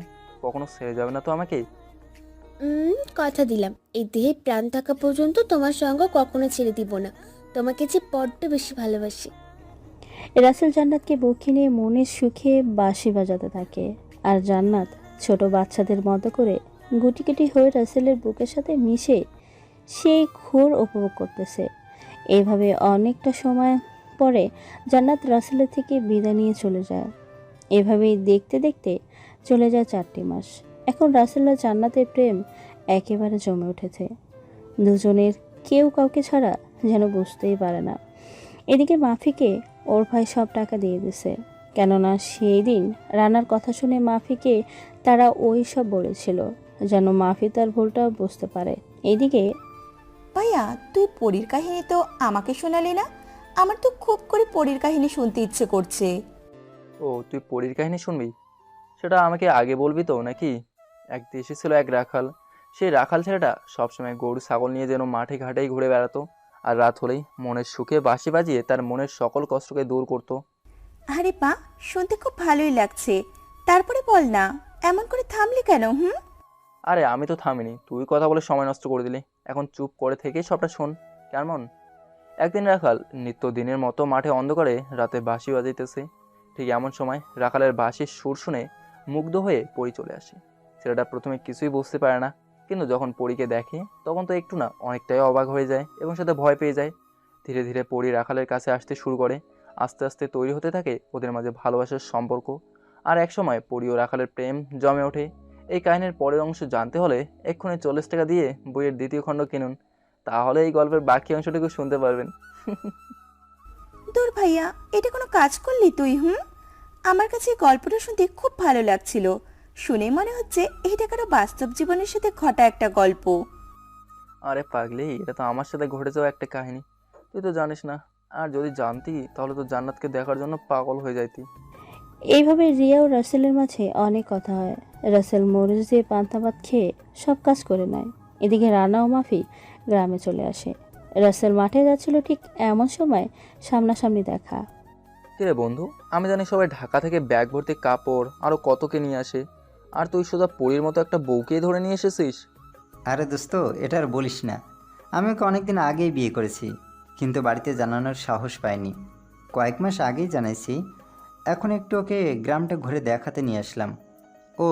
ওর সাথে তোর পরিচয় করিয়ে দেই। ও হলো আমার বউ মাফি, আর মাফি এ হলো আমার ছোট্ট কালের বন্ধু রাসেল। বলতে পারো তুমি যেমন আমার বাম পাজরের হাড়, রাসেলও ঠিক তেমনই একটা অংশ। বন্ধু, এটা কি একটু বেশি হয়ে যাচ্ছে না? এমনিতেই তুই শালা আমাকে রেখেই চলে গেছিস, আমার ভালো লাগে না। তা ভাবি কেমন আছেন? জি ভাইয়া, আমি খুব ভালো আছি। তা আপনি কেমন আছেন? তা ভাবি আপনি এত সুন্দর, না জানি আপনার বোন কত সুন্দর, তাই না?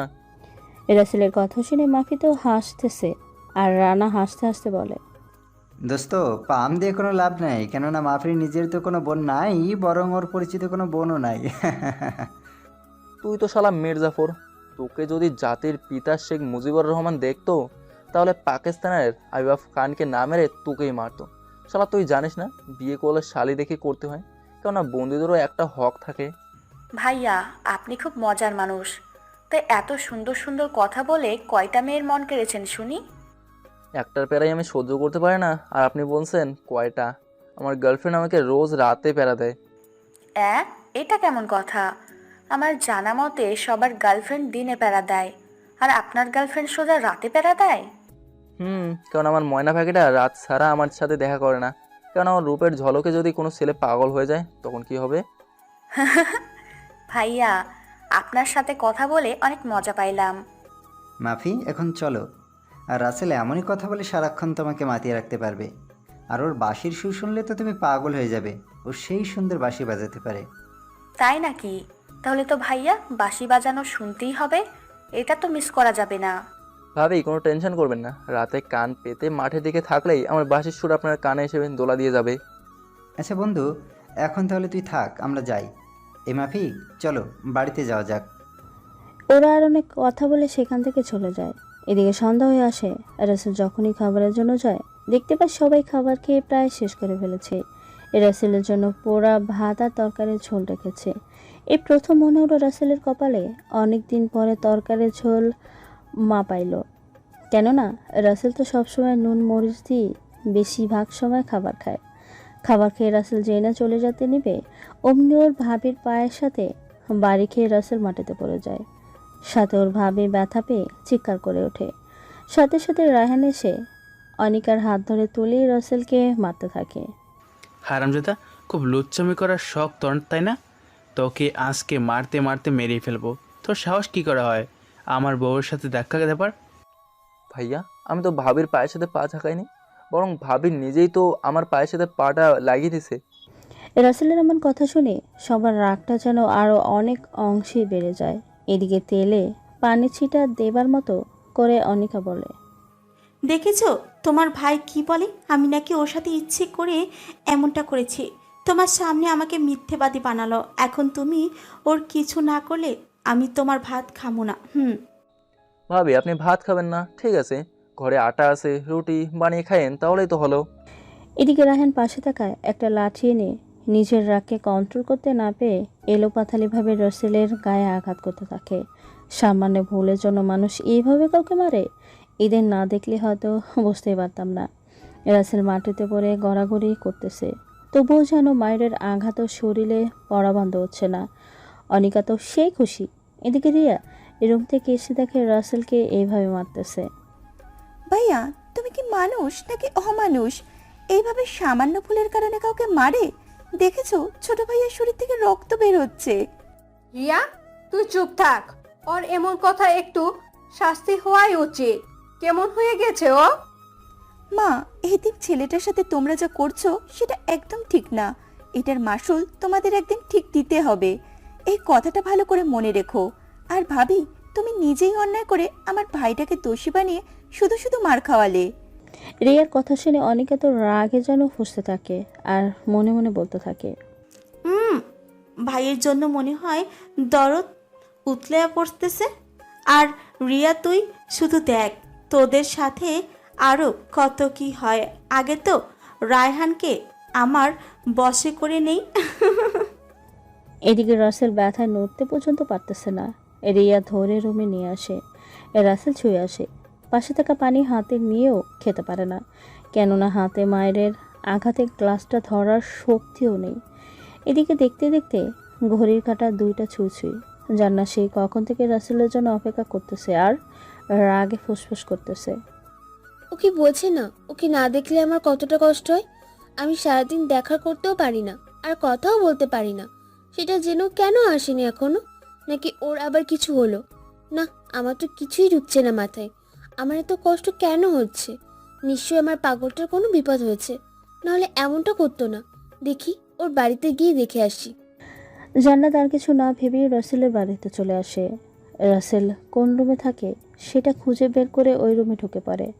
রাসেল ব্যথায় কাতরাচ্ছে, অন্যদিকে ঘুরে শরীরটা যেন জ্বরে পড়ে যাচ্ছে। জান্নাত এসে রাসেলের শরীরে স্পর্শ করতেই যেন অবাক হয়ে যায়। জান্নাতের হাতের স্পর্শে রাসেল বুঝতে পেরে ফিরে তাকায়।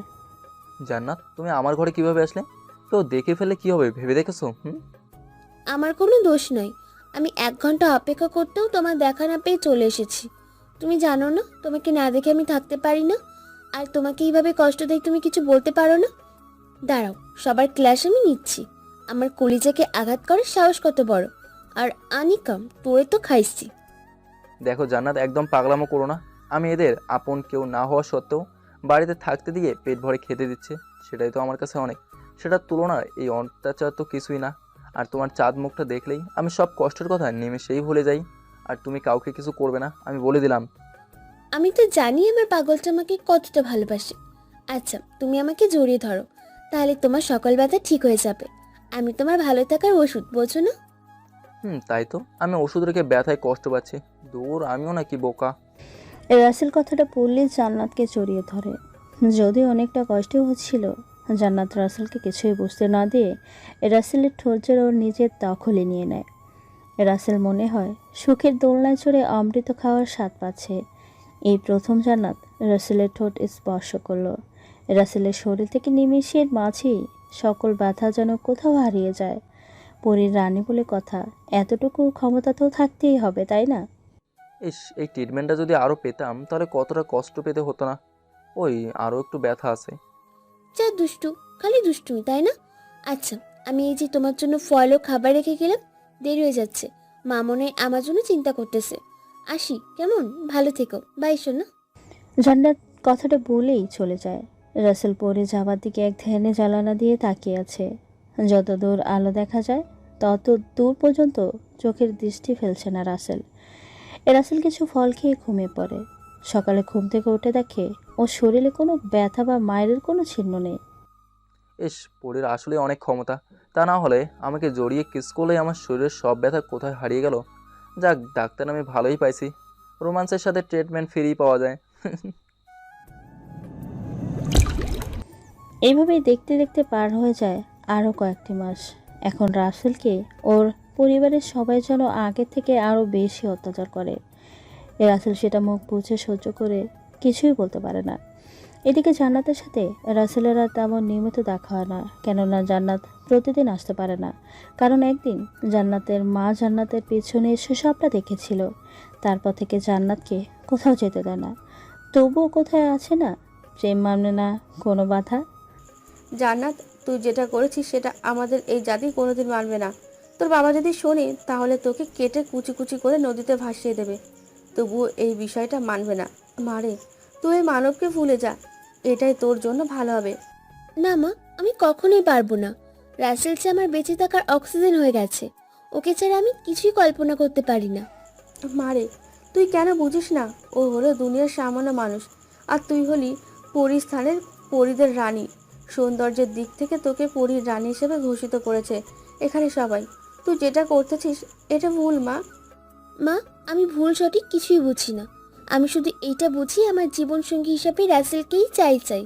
এতে আমার মৃত্যু হলেও পিছুপা হব না। জান্নাত কথাটা বলেই সেখান থেকে অন্যদিকে চলে যায়। এদিকে রেহনা বেগম মেয়ের এমন কথা শুনে যেন ভাবনায় পড়ে যায়। কি বলবে কিছুই যেন মাথায় আসে না তার। জান্নাত কেন বোঝে না মানুষের সাথে পরীর প্রেম সম্ভব না? ওর বাবা যদি জানে তাহলে ওকে ত্যায্য করে দেবে। তখন ওর কোনো ক্ষমতা থাকবে না, দুনিয়ায় ঘুরে বেড়াতে হবে, এই পরিস্থানে আর আসতে পারবে না। রেহানা বেগমকে এমন চিন্তিত মনে চিন্তা করতে দেখে কোথা থেকে মাই এসে জিজ্ঞেস করে, কি ব্যাপার আন্টি, তোমার কি হয়েছে? এভাবে চিন্তা করছো কেন? আমি তো কিছুই বুঝছি না। আর তাছাড়া তোমাকে এর আগে তো কখনো এমন গম্ভীর মনোযোগ দিয়ে চিন্তা করতে দেখিনি। আগে কি আমি এমন চিন্তার মাঝে পড়েছি নাকি যে এইভাবে চিন্তা করব? আমি এই বিপদ থেকে কিভাবে মুক্তি পাবো মাথায় তো ঢুকছে না।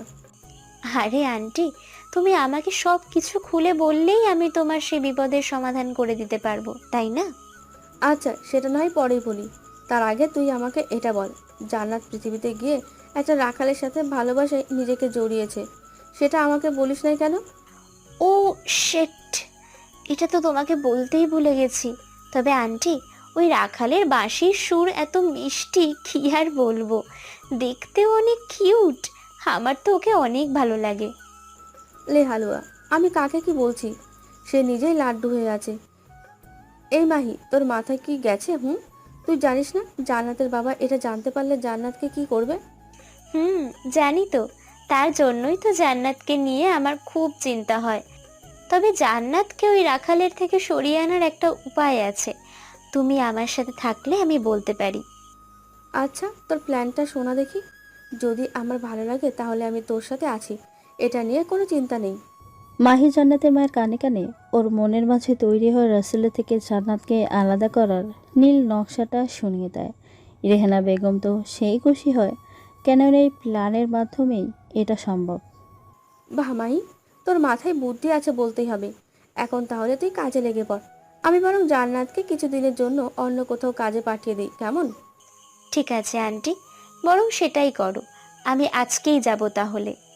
এভাবে মাহি রেহানা বেগমের সাথে অনেক কথা বলে। রাত হয়ে মাহি জান্নাতের পোশাক পরে জান্নাত চুপ ধারণ করে রাসেলের কাছে আসে। বেচারা রাসেল চিনতেই পারে না। এই জান্নাত, তোমার আজকে আসতে এত দেরি হলো কেন? তুমি জানো আমি সে কখন থেকে তোমার অপেক্ষায় বসে আছি? গাধা, আমি তো তোর জান্নাত না। তুই তো দেখছি জান্নাতের প্রেমে পুরাই পাগল হয়ে গেছিস। আরে বাবু, কত বাহানা করে তোমার সাথে দেখা করতে আসতে হয় বলো তো? তুমি কি সেটা বোঝো? ভালোবাসায় একটু সুখ পেতে হলে এমন একটু কষ্ট তো করতেই হবে, তাই না? ওই, তাহলে চলো না আজকে আমার আর তোমার সব মনের আশা পূরণ করি। আর আমি সহ্য করতে পারছি না, নিজেকে আর কত সময় ধরে রাখবো বলো? এমন কথা শুনে রাসেল যেন অবাক হয়ে যায়, কেননা জান্নাত কখনো রাসেলকে এমন কথা আগে কখনো বলেনি। আর আজকে হঠাৎ এই কথা বলতেছে। রাসেলের অনেকটাই রাগ উঠে যায় আর ঠাস করে জান্নাতের গালে থাপ্পড় দিয়ে দেয়। থাপ্পড় খেয়ে মাহি তো রাগে ফুসফুস করতে থাকে। সি জান্নাত, সি, আমি তোমার থেকে এমন কথা আশা করিনি। আমি তোমাকে কত ভালো মনে করেছিলাম, বুকের মাঝে ঘর বাঁধার স্বপ্ন দেখেছি তোমাকে নিয়ে, আর তুমি বিয়ের আগেই সি জান্নাত, সি। এই তো পানি ঘোলা হতে শুরু করেছে, আর একটু নাড়া দিলেই মাছ দেখা যাবে না।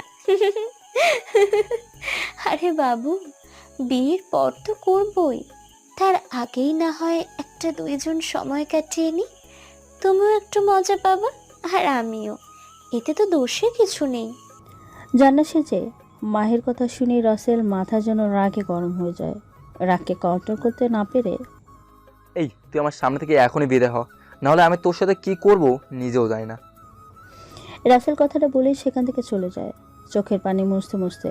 রাসেল কখনো ভাবতেও পারেনি জান্নাত ওর সাথে এমন ব্যবহার করবে। এদিকে মাহি হাসতেছে আর বলতেছে, জান্নাত, তোর প্রেম এই গেল বলে পরীর রানী হয়ে সামান্য পৃথিবীর একটা রাখালের সাথে প্রেম করিস? তোর প্রেমের তুমি 12টা বাজাবই। মাহি কথাটা বলেই চলে আসে। আর মাহিকে খুশি মনে দেখে জান্নাতের মা জিজ্ঞেস করে, কিরে মাহি, তোকে অনেক খুশি দেখাচ্ছে তো। কোনো কাজের কাজ কি হয়েছে, নাকি তুই এমনই শুধু মজা করে আসলি? আন্টি, আমি তো মাত্র রাসেলের মনে জান্নাতের জন্য ঘৃণার সৃষ্টি করে আসলাম। দেখতে থাকো আর কত কি হয়। শেষ বলে বাউন্ডারি মেরেই ম্যাচ জিতবো, দেখে নিও। মাহি, জানা যে মানুষ, তুই এবার না জানি বাউন্ডারি মারতে গিয়ে ক্যাশ আউট না হয়ে যাস। ধ্যাত, তুমি কি যে বলো না, আমি তো কিচ্ছু বুঝি না। যাই হোক, জান্নাত কোথায়? কোথায় আবার, রাসেলের সাথে দেখা করতে যেতে পারেনি বলে রুমে মন খারাপ করে বসে আছে। তুইও দেখার আগেই ওর পোশাক জায়গা মতো রেখে আয়, না হলে তোর খবর আছে। ঠিক আছে আন্টি, আমি এক্ষুনি যাচ্ছি। ইস, জান্নাতের প্রেম ভাঙতে গিয়ে রাসেলের হাতে কি থাপ্পড়টাই নাই খেলাম, এখনো ব্যথা করছে। বলতেই হবে রাখালের হাতে জোর আছে। মাই এসব ভাবতে ভাবতে নিজের ড্রেস পরিবর্তন করে জায়গা মতো রেখে আসে। এদিকে পরের দিন জান্নাত সবার চোখে ফাঁকি দিয়ে রাসেলের কাছে ছুটে আসে। রাসেল মনের সুখে বাঁশি বাজাচ্ছে। রাসেল, আমাকে না দেখে তুমি তো ঠিকই অনেক সুখে আছো দেখছি। আমাকে তোমার একটুও মনে পড়েনি, তাই না? তোমার মন মানসিকতা যদি পরিবর্তন হয়ে থাকে তাহলে কথা বলো। কালকে কি সব আবল তাবল বললা? জান্নাত রাসেলের কথা শুনে তো অবাকে চরম পর্যায়ে পৌঁছে যায়। আর অবাক হবেই না কেন, তাই না? কি ব্যাপার, আমি তো কালকে আসি নাই, তাহলে ওর সাথে দেখা কিভাবে করলাম? আর আবল তাবল কি বলেছি? না, আমার মাথায় তো কিছুই ঢুকছে না। জান্নাত, তুমি চলে যাও। তোমার মনের মাঝ থেকে এইসব চিন্তা ভাবনা দূর হলে আমার কাছে চলে এসো। আমি গেলাম। এই জান পাখি শোনো না, ফাজিলটা চলেই গেল। আমি তো কিছুই বুঝতেছি না, আমি ওর কাছে কালকে কখন আসলাম? তাহলে কি আমার সাথে কেউ চক্রান্ত করতেছে? জান্নাত এসব ভাবতে ভাবতে মনমরা হয়ে ফিরে আসে। জান্নাত কেমন মনমরা হয়ে দেখে ওর মা জিজ্ঞেস করে, কি রে মা, তোর কি হয়েছে? এমন মন মরা হয়ে আছিস কেন? আর তোকে অনেক সময় হলো রুমে দেখলাম না। আচ্ছা মা, আমি কালকে কি রুম থেকে বাইরে গেছিলাম? তুমি দেখে থাকলে বলো তো, আমার তো কিছুই মনে পড়ছে না। আরে, তুই না কালকে সারাদিন রুমের মাঝে বসেছিলি, কিন্তু আজকে এটা জিজ্ঞেস করছিস কেন? সত্যি বলছো? তাহলে রাসেল কেন বলল আমি ওর সাথে কালকে দেখা করেছি, তাও আবার অস্বাভাবিক আচরণ করেছি? তাহলে না আমার মাথায় কিছুই ঢুকছে না। জান্নাত এসব ভাবতে ভাবতেই রুমে চলে যায়। এদিকে রেহানা চৌধুরী সেখানে দাঁড়িয়ে মনে মনে হাসে আর ভাবতে থাকে। জানাত, মাত্র তো শুরু, শুধু দেখ আরো কত কি হয় ওর সাথে, তোর জীবন থেকে ওকে সরিয়েই ছাড়বো। এভাবেই দেখতে দেখতে পার হয়ে যায় রাতটা। পরের দিন রেহানা বেগম জান্নাতকে বুঝিয়ে অন্য কোথাও একটা কাজে পাঠিয়ে দেয়। আর রাতে মাহি চলে আসে রাসেলের ঘরে। রাসেল আজকে জান্নাত আসেনি বলে সকালে এসে ঘুমিয়ে পড়েছে। রাসেল, কাল সকালেই তোর জীবনে ঝড় শুরু হবে। তুই আমাকে থাপ্পড় মেরেছিস, তোকে তো মজা পেতেই হবে। মাহি হাসতে রাসেলের সারা শরীরে লিপস্টিকের দাগ লাগিয়ে দেয়। আর জান্নাতের পোশাকের ওড়নাটা রাসেলের পাশেই রেখে যায়, কেননা এই ওড়নাটা রাসেলকে খুব ভালো করে চেনে। সকালে সবার চিল্লিতেই রাসেলের ঘুম ভেঙে যায়।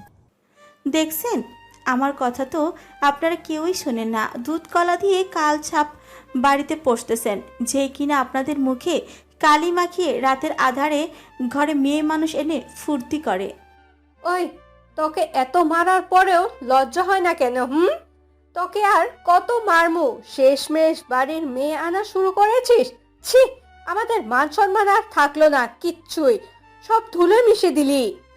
মা, এইভাবে বলে কাজ হবে না। দাঁড়াও, কিছু আদর আপ্যায়ন করে ওকে বাড়ি থেকে বিদায় করি, না হলে এই শালার লজ্জা হবে না। ভাইয়া, আমি এইসব কিছুই করিনি। কেউ আমাকে ফাঁসাচ্ছে। আর আমি কেন ঘরে মেয়ে আনতে যাব বলো? ওহো, মনে হয় কিছুই বোঝো না। এই যে তুমি যদি কিছুই না করো, তাহলে তোমার শরীরে লিপস্টিকের দাগ কোথা থেকে লাগলো? আর এই ওড়না কি কোনো ছেলে মানুষের নাকি বলো? ভাবি, আমি তো তোমার ছোট্ট ভাইয়ের মতো, অ্যাটলিস্ট তুমি তো আমাকে বিশ্বাস করো। রাসেলের কথা শুনে অনিকা সজরে রাসেলের গায়ে দুটো থাপ্পড় বসিয়ে দিয়ে বলতে থাকে। কুত্তার বাচ্চা, তোর সাহস কি করে হয় তোর মতো লম্পটকে আমার ছোট ভাই বলার? আমার ভাই কি তোর মতো নাকি? এই, তুমি দাঁড়িয়ে কি দেখছো? শালার পিঠের চামড়া তুলে বাড়ি থেকে বের করে দাও। রাহেন আর কোনো কথা না বলেই রাসেলকে মারতে থাকে। মারতে মারতে রাসেলের অবস্থা খারাপ করে ফেলে। রাসেলের শরীর যেন কোনো শক্তিই নেই। আমার বাড়ি থেকে চলে যা, তোর মতন লম্পটের আমার বাড়িতে কোনো জায়গা নেই। মা, তোমার পায়ে পড়ি, প্লিজ আমাকে তাড়িয়ে দিও না। আমি কোথায় যাব তোমাদের ছেড়ে? রাসেল ওর মায়ের পা ধরতেই লাথি দিয়ে রাসেলকে দূরে সরিয়ে দেয়। এদিকে রাসেল আর সহ্য করতে না পেরে মনে মনে বলে, জান্নাত, তুমি তোমার মনের ইচ্ছাটা ঠিকই আমার অজান্তেই পূরণ করলে। আমি তোমাকে কোনো দিন ক্ষমা করব না। এই ওড়নাটা রেখে তুমি তোমার ভালোবাসার প্রমাণ দিয়েছো। সত্যি দারুণ তোমার অভিনয়। রাসেল এসব কিছু ভাবতে ভাবতে বাড়ি থেকে বেরিয়ে যায়। হাঁটতেও কষ্ট হচ্ছে, তার থেকে বেশি কষ্ট হচ্ছে জান্নাতের করা কাজ দেখে। জান্নাত কেন এমন করলো? একটাই প্রশ্ন যেন রাসেলকে কুরে করে খাচ্ছে। রাসেল স্টেশনে এসে একটা ট্রেনের সিটে বসে পড়ে। কোথায় যাবে কিছুই জানে না। দেখতে দেখতে রাত হয়ে যায়, তবুও যেন ট্রেন থামছে না। ট্রেন তার আপন গতিতেই ছুটে চলেছে। ট্রেন যখন থামে তখন ঘড়ির কাঁটা রাত্রি 12টা ছুঁয়েছে অবস্থা। রাসেল ট্রেন থেকে নেমে একটা সাইনবোর্ডে স্পষ্ট দেখতে পায় চট্টগ্রাম। এদিকে জান্নাতের কিছুই যেন ভালো লাগছে না। কেন জানি খুব করে মনে হচ্ছে রাসেলের বিপদ হয়েছে। তাই 2 সপ্তাহের কাছে 2 দিনই শেষ করে ফিরে আসে। কিরে মা, তুই এত তাড়াতাড়ি ফিরে আসলি কেন? তোর তো আরো কিছুদিন পরে আসার কথা, তাই না? কাজ শেষ হয়ে গেছে, আর তাছাড়া আমার পাগলটাকে না দেখে আমি থাকতেই পারলাম না। আমার জানটার মনে হয় অনেক বড় বিপদ। আর চিন্তা নেই, যেটা হওয়ার সেটা তো হয়ে গেছে, তাই না? এখন আর রাসেলকে তুই খুঁজে পাবি না। মা, ও মা, তুমি এত কি মনোযোগ দিয়ে ভাবছো? আমার না কিছুই ভালো লাগছে না। জান্নাত কথাটা বলেই রুমে চলে আসে আর অপেক্ষা করতে থাকে কখন রাত হবে আর কখন রাসেলের সাথে দেখা করতে পারবে। অনেকটা সময় পরে জান্নাতের অপেক্ষার প্রহর কেটে রাত্রে নেমে আসে। জান্নাত এসে অনেকটা সময় অপেক্ষা করার পরও রাসেলকে পায় না। পরে রাসেলের বাড়িতে ছদ্মবেশী হয়ে আসে খোঁজ নেওয়ার জন্য। এই রিয়া, রিয়া কোথায় তুই? এদিকে রিয়া বাড়িতে নেই। রিয়ার বাবার সাথে ফুপির বাড়ি গেছে। আর জান্নাত এখানে সেই সুযোগটাই কাজে লাগাতে এসেছে, মানে রিয়ার বান্ধবী হয়ে এসেছে। জান্নাতের কথা শুনে বাড়ির ভেতর থেকে অনিকা বেরিয়ে আসে। এই, তুমি কে? আর এইভাবে রিয়াকে ডাকতেছো কেন? তুমি জানো না এইটা একটা ভদ্রলোকের বাড়ি? ওরে বাবা, ভদ্রলোকই দেখাতে এসে। এই বাড়িটা পুরো শয়তানের আড্ডাখানা, আর বলে কিনা ভদ্রলোকের বাড়ি। আসলে আমার সাথে কয়েকদিন হলো রিয়ার কোনো যোগাযোগ হচ্ছে না, তো তাই ওর কাছে আসলাম। আমি ওর বান্ধবী। ও আচ্ছা, বুঝলাম তাহলে। আসো, ভেতরে আসো, চা নাস্তা খেয়ে তারপর যাইও নি। না, সেইটার আর দরকার নেই। আচ্ছা ভাবি, রায়হান ভাই, রাসেল, আন্টি, আঙ্কেলকে দেখছি না কেন? বোন, এই দুঃখের কথা আর বইল না। এই লম্পট দেবরটাকে নিয়ে আর পারলাম না। সেদিন রাতে একটা মেয়েকে নিয়ে ঘরে এনেছিল। সকালে আমরা দেখি ওর সারা শরীরে লিপস্টিকে ভরপুর, আবার পাশে ওড়না রাখা। তাই বাড়ি থেকে মেরে বের করে দিছি। জানি না কোথায় গেছে। অনিকার কথা শুনে জান্নাতের মাথায় যেন আকাশ ভেঙে পড়ে, তবুও নিজেকে শান্ত রেখে বলে, রাসেল তো এই ধরনের মানুষ না, সেটা আপনারা ভালো করেই জানেন। কেউ ওকে ফাঁসানোর জন্য চক্রান্তও তো করতে পারে। একটু খোঁজ খবর নিয়ে দেখলেই পারতেন। যাই হোক, ধন্যবাদ ভাবি, এখন আসি। আচ্ছা ঠিক আছে, আবার আইসো কেমন? ফাজিল মাইয়া বলে কি ওর জন্য নাকি আবার তদন্ত করব। আপাতত দূর হয়েছে, সেটাই হাজার শুক্রিয়া। এদিকে জান্নাত যেন কিছুই বুঝতেছে না কি করে খুঁজে পাবে রাসেলকে, কেননা ওর চোখে রাসেলকে আর দেখা যাচ্ছে না। তাই হতাশ হয়েই ও দেশে ফিরে এসেছে।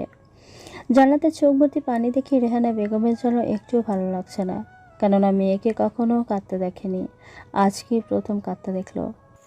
মা, তোর কি হয়েছে? এভাবে কান্না কেন করছিস শুনি? মা, আমি আমার রাসেলকে হারিয়ে ফেলেছি। এই 2টা দিনেই আমার কলিজা পাখির সাথে অনেক কিছু হয়েছে। ওকে বাড়ি থেকে ধর্ষকের অপবাদ দিয়ে বের করে দিছে। জানো মা, আমার কলিজাটা না শুধু কষ্ট আর কষ্ট। আমার মনে হয় ও শরীরটা কাটলে শুধু মায়ের চিহ্ন বের হবে। কি বলেছিস এইসব? একটা ছেলের শরীর কাটলে মায়ের চিহ্ন কেন বের হবে?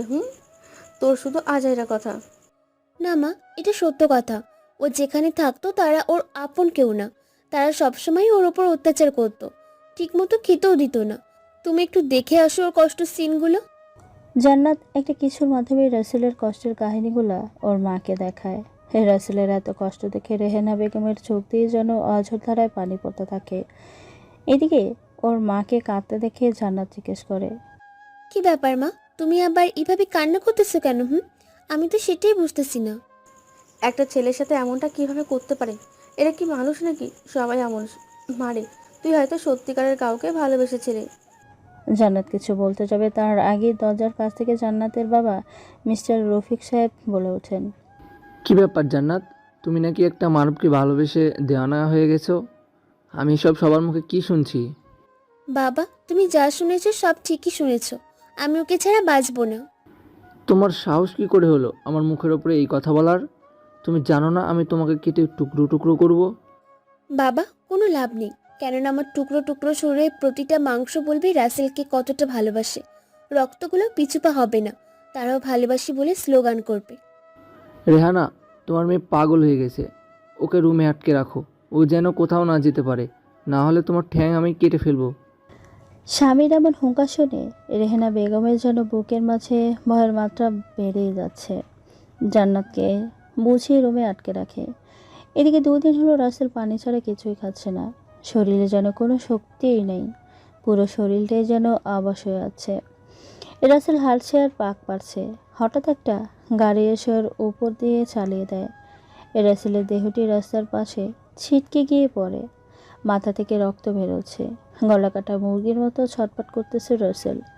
রাসেল এমন কষ্টের বাতাসেও যেন কষ্ট হচ্ছে, পাখিদেরও চোখ থেকে যেন পানি পড়ছে। এদিকে জান্নাতের যেন আরও বেশি কষ্ট হতে থাকে, কিছুই ভালো লাগছে না ওর। এদিকে রাসেলকে একটা সাহেব হাসপাতালে নিয়ে আসে। মিস্টার আশরাফ চৌধুরী, দেশের নামকরা ডাক্তার হওয়ার রাসেলের চিকিৎসার জন্য কোনো চিন্তা করতে হলো না। উনি নিজে অপারেশন রুমে নিয়ে যান। রাসেলের অপারেশন হচ্ছে। এদিকে ছোট ভাইয়া, তোর জন্য একটা খুশির খবর আছে। কোথায় তুই? রিয়ার কথা জবাবে কেউ কিছুই বলছে না দেখে রিয়া আবারও জিজ্ঞেস করে, আচ্ছা, ভাইয়া কোথায়? আমি তো ছোট ভাইয়াকে দেখতে পাচ্ছি না। তোমরা বলো, ছোট ভাইয়া কোথায়? মারে, তুই কেন এই লম্পটের জন্য কাঁদছিস? তুই জানিস না ও কি করেছে? সায়রা বেগম তখন রাসেলের সাথে ঘটে যাওয়া সবটাই রিয়াকে বলে। রিয়া তো কথাটা শুনিয়ে যেন অবাক হয়ে যায়, আর অবাক হয়েই কাউকে বেশি কিছু না বলে শুধু একটা কথাই বলে, তোমরা একটা এতিম ছেলের সাথে যা করছো সেটার জন্য আল্লাহ তোমাদের কখনো ক্ষমা করবে না। মনে রেখো, পাপ কখনো বাপকেও ছাড়ে না। আমি ভাইয়ার ইচ্ছেতে উকিল হয়েছি, কথাটা শোনার ভাগ্য ভাইয়ার হলো না। তোমরা খুব পচা।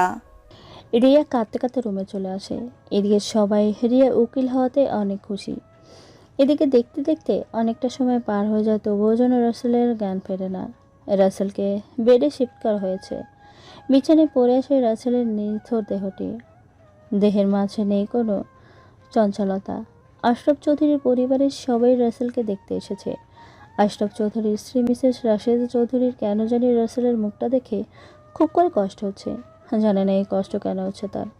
এদিকে দেখতে দেখতে পার হয়ে যায় 2 দিন। জান্নাত কিছুই খায় না, না খেয়ে খেয়ে শরীরে যেন বেহাল অবস্থা।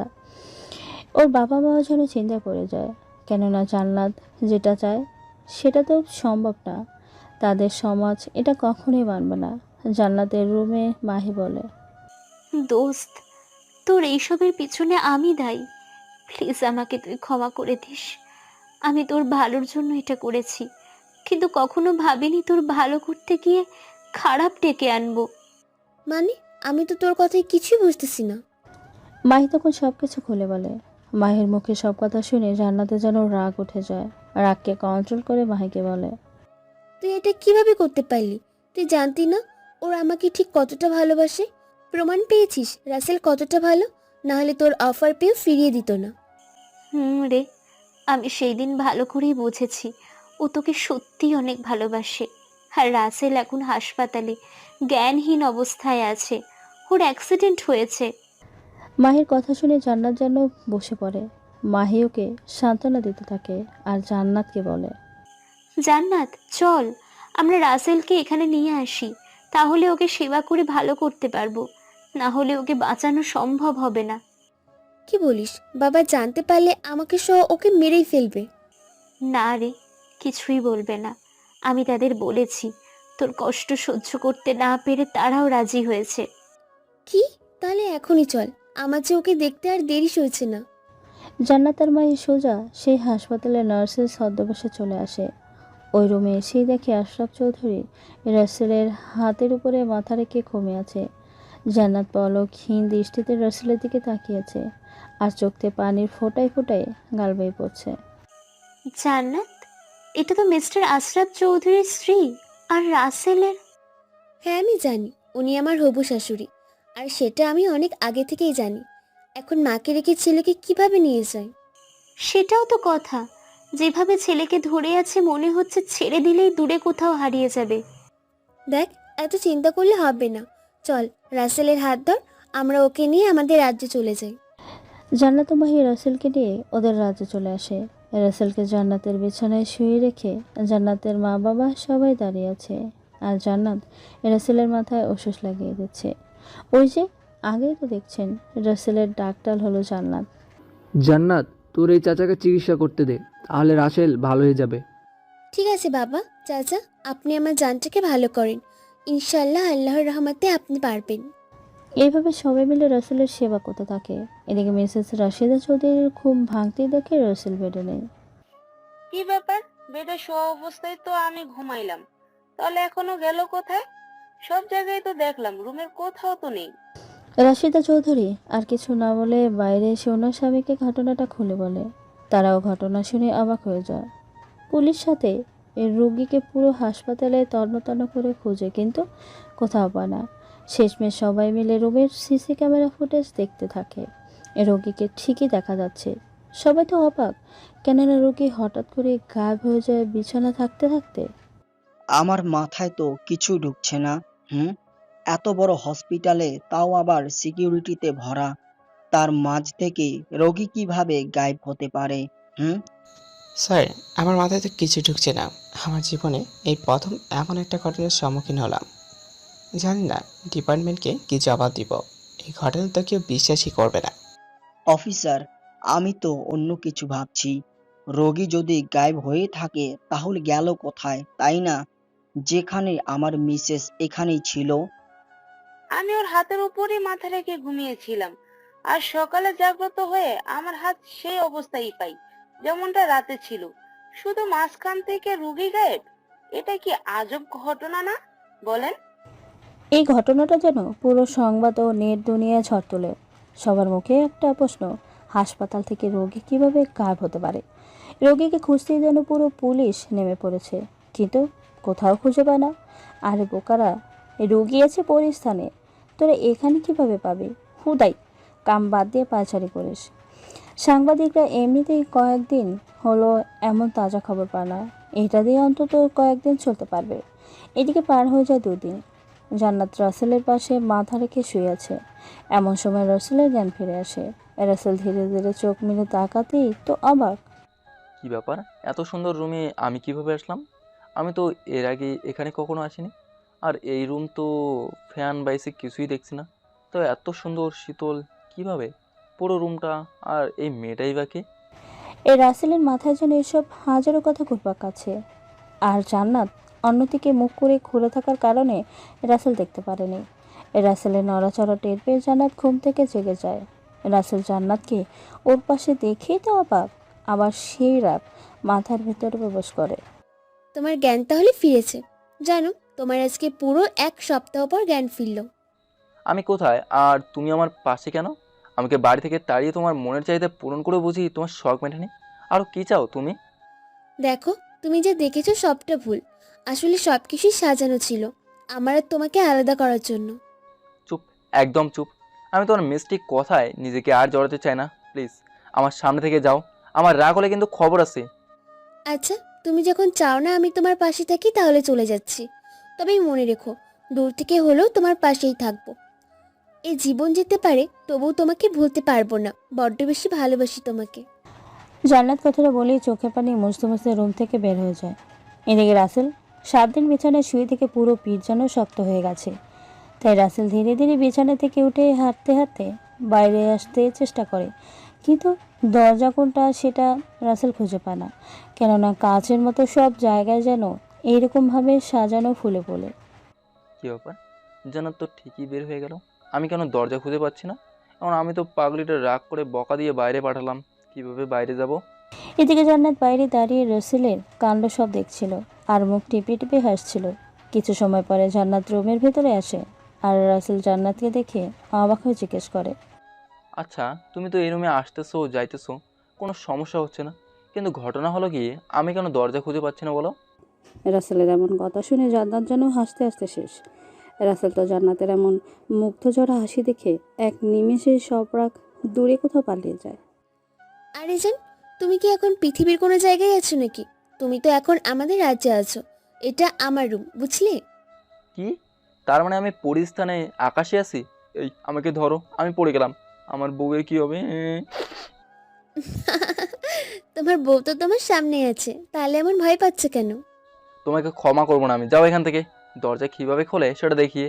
তুমি আমার জীবন না সুন্দর থেকে মলিন করে দিছো। আমি নাকি তোমার সাথে রাত কাটাইছি? এটা তো মিথ্যা না, কেননা তুমি এখানে আজকে 4 দিন হলো আছো। আমি তোমাকে সবসময় পাশে রেখে সেবা করেছি, তাহলে তুমি তো আমার সাথে রাত কাটিয়েছো, তাই না? আরে গাদি, এইভাবে না। আমি যে বাড়ি থেকে বিতাড়িত হলাম তোমার সাথে রাত কাটানোর জন্য, তোমার অন্যা আমার পাশে ছিল। তোমাকে কিন্তু আমি আগেই বলেছি, আমাকে আর তোমাকে আলাদা করার জন্য সবটা সাজানো নাটক ছিল। কিন্তু আমার আর তোমার প্রেমের শক্তির কাছে সব বাধাই হার মেনেছে। এখন চলো বাইরে যাই। দরজা খোলো, আমি একা যাব। তোমার সাথে যাইতে আমার বয়ে গেছে। আমি কিস না করে লম্পট নাম পাইছি। নাও নাও, এখনই তুমি কিস করে আমার ঠোঁটের রস চুষে নাও। আমাকে তুমি বোকা পাইছো তাই না? আমি তোমার ঠোঁটে কামড় দেই আর তুমি চিৎকার করে বলো আমি জান্নাত না অন্য কেউ। উফ, তাকে আমি কি করে বোঝাবো? আসো, বাইরে আসো। রাসেল জান্নাতের পিছন পিছন বাইরে চলে আসে। রাসেল দরজার বাইরে একটা পা দিতে নিয়েও দেয় না, কেননা পায়ের নিচ দিয়ে মেঘের ভেলা ভেসে যাচ্ছিল। কি হলো, আসো না কেন? তোমাকে নিয়ে আর পারি না। তোমাকে নিয়ে হয়েছে আমার যত জ্বালা। আমাকে তুমি পাগল পাইছো। আমি এখানে পা রাখবো আর ঠাস করে পড়ে যাবো। তুমি তাহলে আমাকে রেখে অন্য একজনকে ভালোবাসবে? এত সোজা না, আমি তোমাকে এত সহজে ছাড়ছি না। উফ, বাবারে বাবা, কত কথা বলে রে। এই দেখছো না আমি পা দিয়ে হাঁটছি, তাহলে তুমি পড়বে কি করে? তাও তো ঠিক, কিন্তু তুমি তো পড়ি উঠতে পারো, আমি তো মানুষ। 2 হাত উপরে লাফ দিয়ে উঠলেও ধপাস করে মাটিতে পড়ে যাই। জান্নাত এবার আর কিছু না বলে রাসেলের হাত ধরে টেনে নিয়ে আসে। রাসেল আর কিছু হয় না। জান্নাত হাসছে আর রাসেলকে সব কিছু দেখাইতেছে। সামনে অনেক ছেলে মেয়ে খেলা করতেছে, কেউ কাজে ব্যস্ত, কিন্তু কথা হলো গিয়া সবাই যেন কিউটের ডিব্বা। রাসেল খুব করে ভালো লাগতেছে। রাসেল সবার সাথে দেখা করে, কেউ কিছুই বলে না, কেননা পরিদের সর্দারদের মেয়ের বয়ফ্রেন্ডকে কিছু বলার সাহস কার আছে বলেন? আচ্ছা জান্নাত, আমি তো তোমার উপরে অনেক রাগ করছি, তাহলে তোমার সাথে কথা বলতে বলতে হাঁটছি কেন? ওই যে দরজা খুঁজে পাওনি দেখে। আর শোনো, আমি তোমার সাথে কোনো অন্যায় করিনি। দাঁড়াও, তোমাকে প্রমাণ দেখাচ্ছি। এই আয়নার দিকে তাকাও। না বাবা না, এই আয়নায় তাকালে হয়তো আমি অন্য কোথাও চলে যাব, না হয় আমার নতুন গার্লফ্রেন্ডকে দেখতে পাবো। আমি তো পুরাতন গার্লফ্রেন্ডকে নিয়েই ভালো আছি। উফ, বাবারে বাবা, তুমি এত কথা কোথায় পাও? আমার তো মাথায় ধরে যাচ্ছে। তুমি আগে তাকাও তো। আচ্ছা আমার হাত ধরো, যেন আমি অন্য কোথাও গেলে তোমাকে সাথে নিয়ে যেতে পারি। আচ্ছা না, ধরো। এই হাত ধরার অধিকার শুধু তোমার, বুঝেছো সোনা পাখি? রাসেল এবার আয়নার দিকে তাকায়। এই মা কি কাণ্ড! রাসেল আয়নার মাঝে ওর সাথে ঘটে যাওয়া সব কিছুই দেখতেছে। যেই না মিসেস রাশিদা চৌধুরীর হাত সামনে আসে, ঠিক তখনই জান্নাত আয়না সরিয়ে ফেলে। এটা কি হলো? আমার তো এই হাতটা অনেক পরিচিত মনে হচ্ছিল, তুমি দেখালে না কেন? সব কিছু দেখতে হয় না। আর তুমি আমাকে অবিশ্বাস করেছিলে, সেটাই প্রমাণ দিলাম। এখন প্রমাণ পাইছো তো? তোমার সাথে এমন নাটক মাহি করেছে, সেটা মাহি আমাকে বলেছে। আহারে, জানটা আমার কত কষ্ট পাইছে। ইস, আসো তোমার মুখের ঘাম মুছে দেই, আসো। জান্নাত কিছু বলতে যাবে ঠিক তখন মাহি কোথা থেকে ওদের সামনে এসে বলে, আহারে, দুলা ভাইয়ের প্রেম দেখি একেবারে আমার বান্ধবীর প্রতি উতলায় উতলা হয়ে পড়েছে। আমি কত অফার দিলাম, কিছুই তো করলেন না। শালিকা, আমি যদি জানতাম তুমি আমার সাথে এমন করতেছো, তাহলে তো সুযোগটা হাতছাড়া করতাম না। এই রাসেলের এমন কথা শুনে ওদিকে জান্নাত তো রাগে চোখে রাসেলের দিকে তাকিয়েছে আর বলতে থাকে, কি বললে তুমি? তোমার অফার মিস হয়েছে তাই না? আসো, তোমার অফার আমি বের করছি। এই রে, পাগলি খেপেছে। আসসালামু আলাইকুম আব্বাজান, কেমন আছেন? রাসেলের মুখে আব্বাজান কথাটা শুনিয়ে জান্নাত রাসেলের হাত ছেড়ে দেয়। আর রাসেল একটা ভোঁ দৌড়ে সেখান থেকে। রাসেলকে এইভাবে দৌড়াতে দেখে জান্নাত দেখ, দুলা ভাই তোকে কিভাবে বোকা বানাইলো। আর যাই বলিস, দুলা ভাই কিন্তু তোকে অনেকটাই ভয় পায়। আরে কি বলিস, ও পাবে আমাকে ভয়? শুনেই তো হাসি আসে। যেখানে ও নিজে ভয়ে টিব্বা। দেখিস নে, নিশিরাতে একা একটা গাছের নিচে বসে বাঁশি বাজাইতো, তাহলে কিভাবে ভয় পেতে পারে? সেটাও তো ঠিক। হো, তোকে তো বলাই হয়নি, রাসেলকে হাসপাতালে রেখে আসতে হবে, কেননা পৃথিবীতে সারা সংবাদ মাধ্যম আর নেট দুনিয়ায় রাসেল গায়েব হওয়ার ঘটনাটা ছড়িয়ে পড়েছে। বলিস কি? তাহলে আমার হবু শাশুড়ি তো মনে হয় অনেক টেনশনে আছে, তাই না? চল রাসেলকে রেখে আসি, আর এখানে ওকে রাখাও ঠিক হবে না। আচ্ছা চল, বাবা মাকে বলে ওকে নিয়ে রেখে আসি। তবে যদি পুলিশ আমাদেরকে ধরে তাহলে কি হবে? কি আবার হবে? আমরা কমু রাসেলকে রাস্তায় দাঁড়িয়ে থাকতে দেখে হাসপাতালে নিয়ে এসেছি। ওরে, তোর বুদ্ধি আছে বলতেই হবে। আচ্ছা চল তাহলে। তারপর ওরা সেখান থেকে রাসেলকে নিয়ে সবার কাছে চলে আসে। রাসেল সবার থেকে বিদায় নিয়ে নেয়।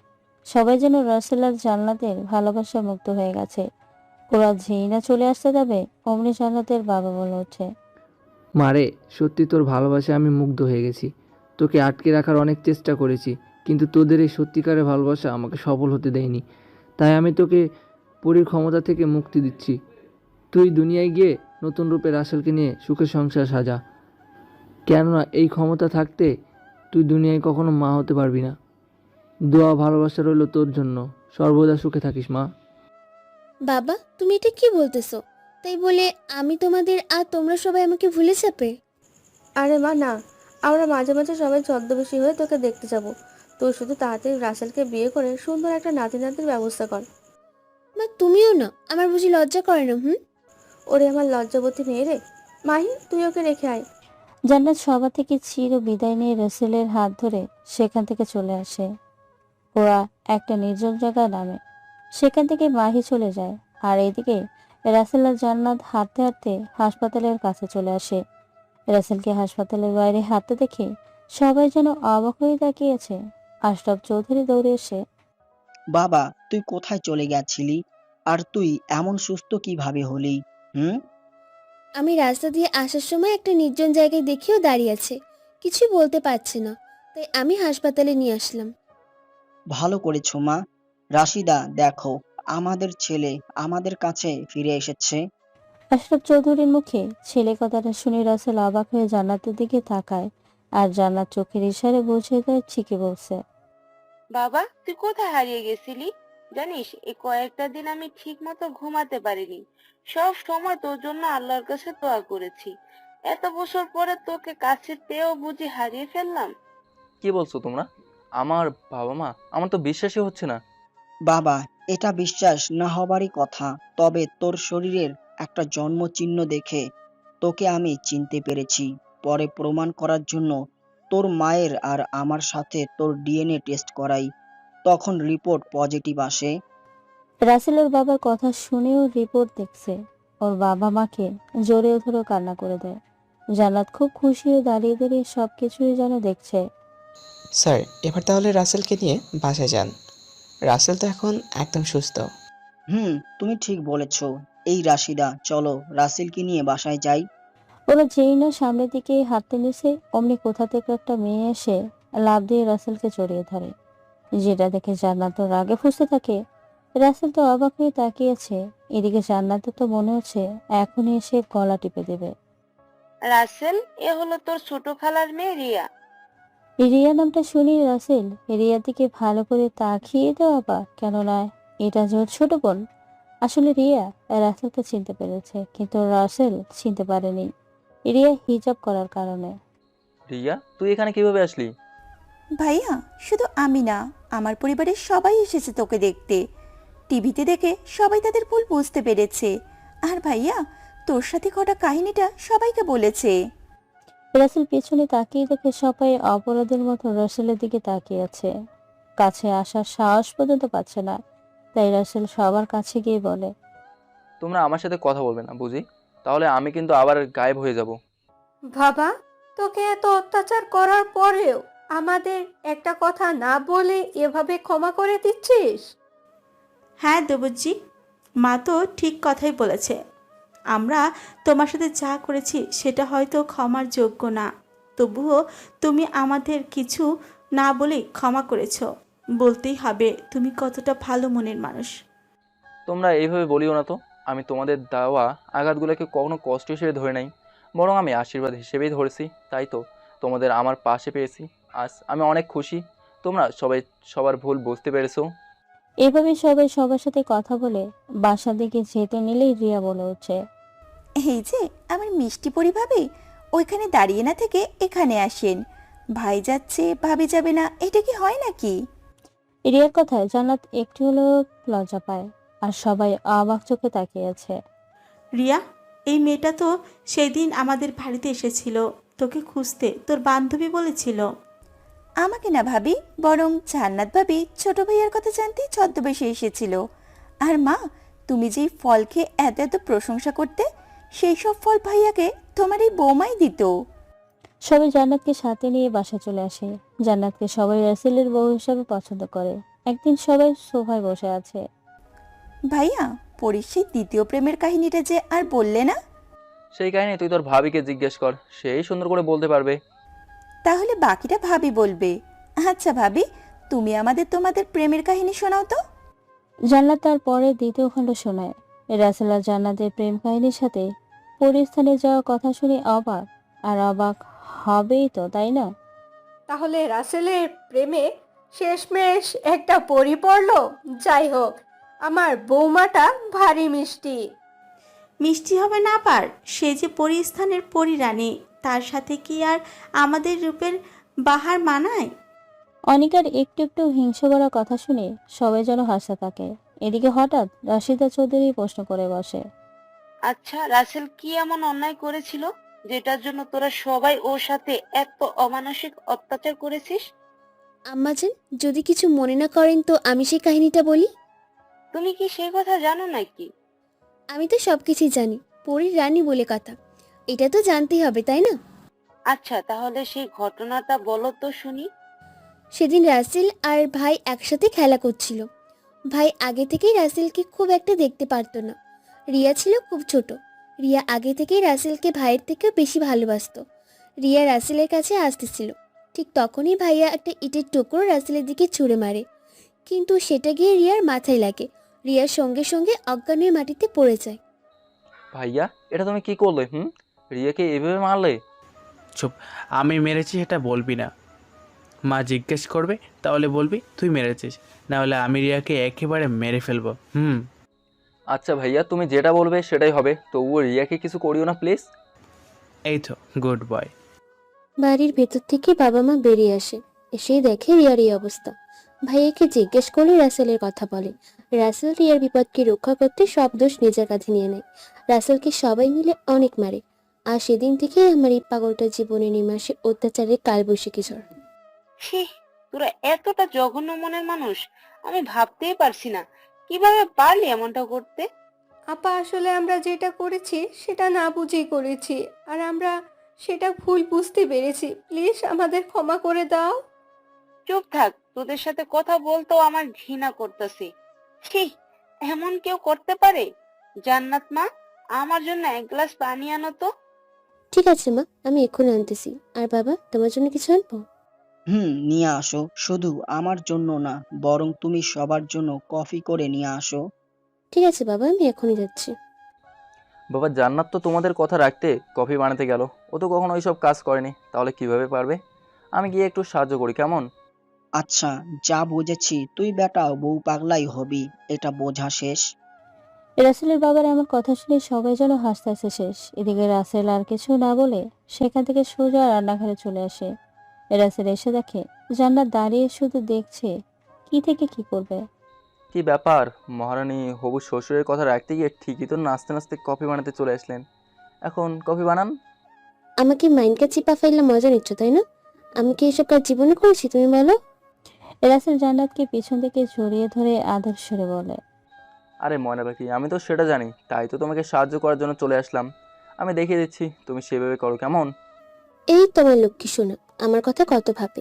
আচ্ছা তুমি দেখিয়ে দাও, আমি শিখে নেব, কেমন? প্রথমে দুধ ভালো করে গরম করো, কাপে ঢেলে নেবে। পরে পরিমাণ মতো চিনি দিয়ে চামচ দিয়ে নাড়তে থাকবা। দেন কফির গুঁড়া দুধের সাথে মিশিয়ে দিলেই হয়ে গেল গরম গরম কফি। এই যে মিস্টার ফাজিল, তুমি কি মনে করো আমি এসব কাজ পারি না? আমি সবকিছুই পারি, বুঝলে? তুমি যে বিরিয়ানি খাইতে সেগুলো সব আমার হাতে রান্না করা, বুঝলে? ওহো, তার মানে আমার ময়না পাখিটা শুধু রূপই নয় বরং গুণও আছে। যাক, ভালোই হলো, আমাকে আর কষ্ট করে শেখাতে হবে না। আচ্ছা বাবু, এখন আমার সাথে এইসব নিয়ে চলো, কেমন? সবাই কফির জন্য অপেক্ষা করতেছে, বোঝো না তুমি? তারপর রাসেল আর জান্নাত সবার জন্য কফি নিয়ে আসে। এদিকে সবাই কফি খেয়ে তো জান্নাতের অনেক প্রশংসা করে। সবাই মিলে 2 দিন পরে রাসেল আর জান্নাতের বিয়ের দিন ঠিক করে। রাসেল রুমে বসে আছে, এমন সময় জান্নাত দরজার কাছ থেকে বলে, এই যে মিস্টার ফাজিল, এমন সেচে কুচে বসে আছেন কেন? ঘরে পাগলে থাকতে আদর পাওয়া হয় না, তাই রাস্তায় বেরিয়ে দেখি কোথাও আদর পাওয়া যায় নাকি। ইস, শখ কত আদর নেবে। তুমি শুধু বাইরে গিয়ে দেখো, তোমার আদর নিয়েও আমি ছুটাচ্ছি বাবার মাকে বলে। তুমি কিন্তু আমাকে ব্ল্যাকমেল করতেছো বিয়ের আগেই, এটা কিন্তু ঠিক না শোনা। নিজের আপন মানুষটাকে ভালোবাসে আগলে রাখার জন্য একটু ব্ল্যাকমেল করলে সেটা দোষের কিছু থাকে না, বুঝলে? একটু দাঁড়াও, আমি বুঝিনি, তোমার থেকে একটু ভালো করে বুঝে নেই। না বাবা না, এত বুঝলে বিপদ। যা বোঝা 2 দিন পরেই বুঝে নিও, কেমন? জান্নাত কথাটা বলেই হাসতে হাসতে রাসেলের কাছে ধরানা দিয়ে চলে যায়। এদিকে রাসেল বাজারা ছটফট করতে থাকে। হঠাৎ জান্নাত বাজ পাখির মতো দৌড়ে এসে গালে কিস করে ভোদর। কি ফাজিল মেরে বাবা, এই বলে আমাকে আদর দিবে না, আর এখন ঠিকই আদর দিয়ে দৌড়ে পালো। পাগলি একটা, তোমাকে শুধু কাছে পাই তখন বোঝাবো আদর করতে হয় কেমন। তুমি শুকনো চুমু দিয়ে পালাও, তাই না? জান্নাত রাসেলের এমন কথা শুনে দরজার পাশ থেকে ভেঙচি কেটে চলে যায়। এদিকে দেখতে দেখতে 2 দিন পার হয়ে যায়। বিয়ের দিন চলে আসে। জান্নাতের বাবা মা চলে এসেছে। সবাই যেন তাদের দেখতেই ব্যস্ত। এদিকে মাহি জান্নাতকে বলতেছে, জান্নাত, কাজ তো একটা হয়ে গেছে, এখন কি যে হবে আল্লাহই ভালো জানে। আরে তুই এমন করে কেন ভাবছিস? আর কি হয়েছে একটু খুলে বলতো, নাহলে আমার তো টেনশন থেকেই যাবে। আমাদের রাজ্যে যে ভিলেন বেটা আকাশ আছে, ও আবার ফিরে আইছে। তোর কথা শুনেই তো সেদিন আঙ্কেলের সাথে অনেক কিছু হয়েছে, তুই একটু সাবধানে থাকিস। আরে এটা নিয়ে তুই কোনো চিন্তা করিস না, আমার পাগলটা থাকতে পৃথিবীর কোনো শক্তি আমাকে ঘায়েল করতে পারবে না। আকাশ হলো অলৌকিক শক্তির অধিকারী, আর দুলাভাই হলো সামান্য মানুষ। তাহলে আকাশের সাথে কি করে পারবে বোঝা আমাকে?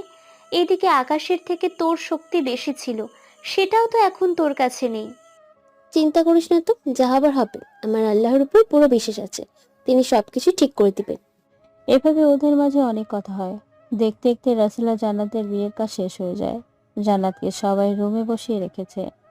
দুলা ভাই, ঘরে বউ রেখে এভাবে বাইরে বসে থাকলে কি করে চলবে বলেন তো? যান, গিয়ে আমার বান্ধবীর সাথে মিলে বিড়ালটা মারেন। মাহি, তুমি কিন্তু খুব দুষ্টু হয়ে গেছো। আমি কিন্তু তোমার বিয়েতেও এর থেকে বেশি দুষ্টুমি করব। কোনো সমস্যা নাই, আমি তো সব সময় রেডি আছি দুষ্টুমি সহ্য করার জন্য। এভাবে অনেক কথা বলে রাসেল ধীরে ধীরে রুমে প্রবেশ করে। রাসেল ঘরের দরজা আটকাতে আটকাতে, আমার কিন্তু কোনো দোষ নেই, তোমার বান্ধবীরাই তো আমাকে আটকে রেখে দেরি করালো।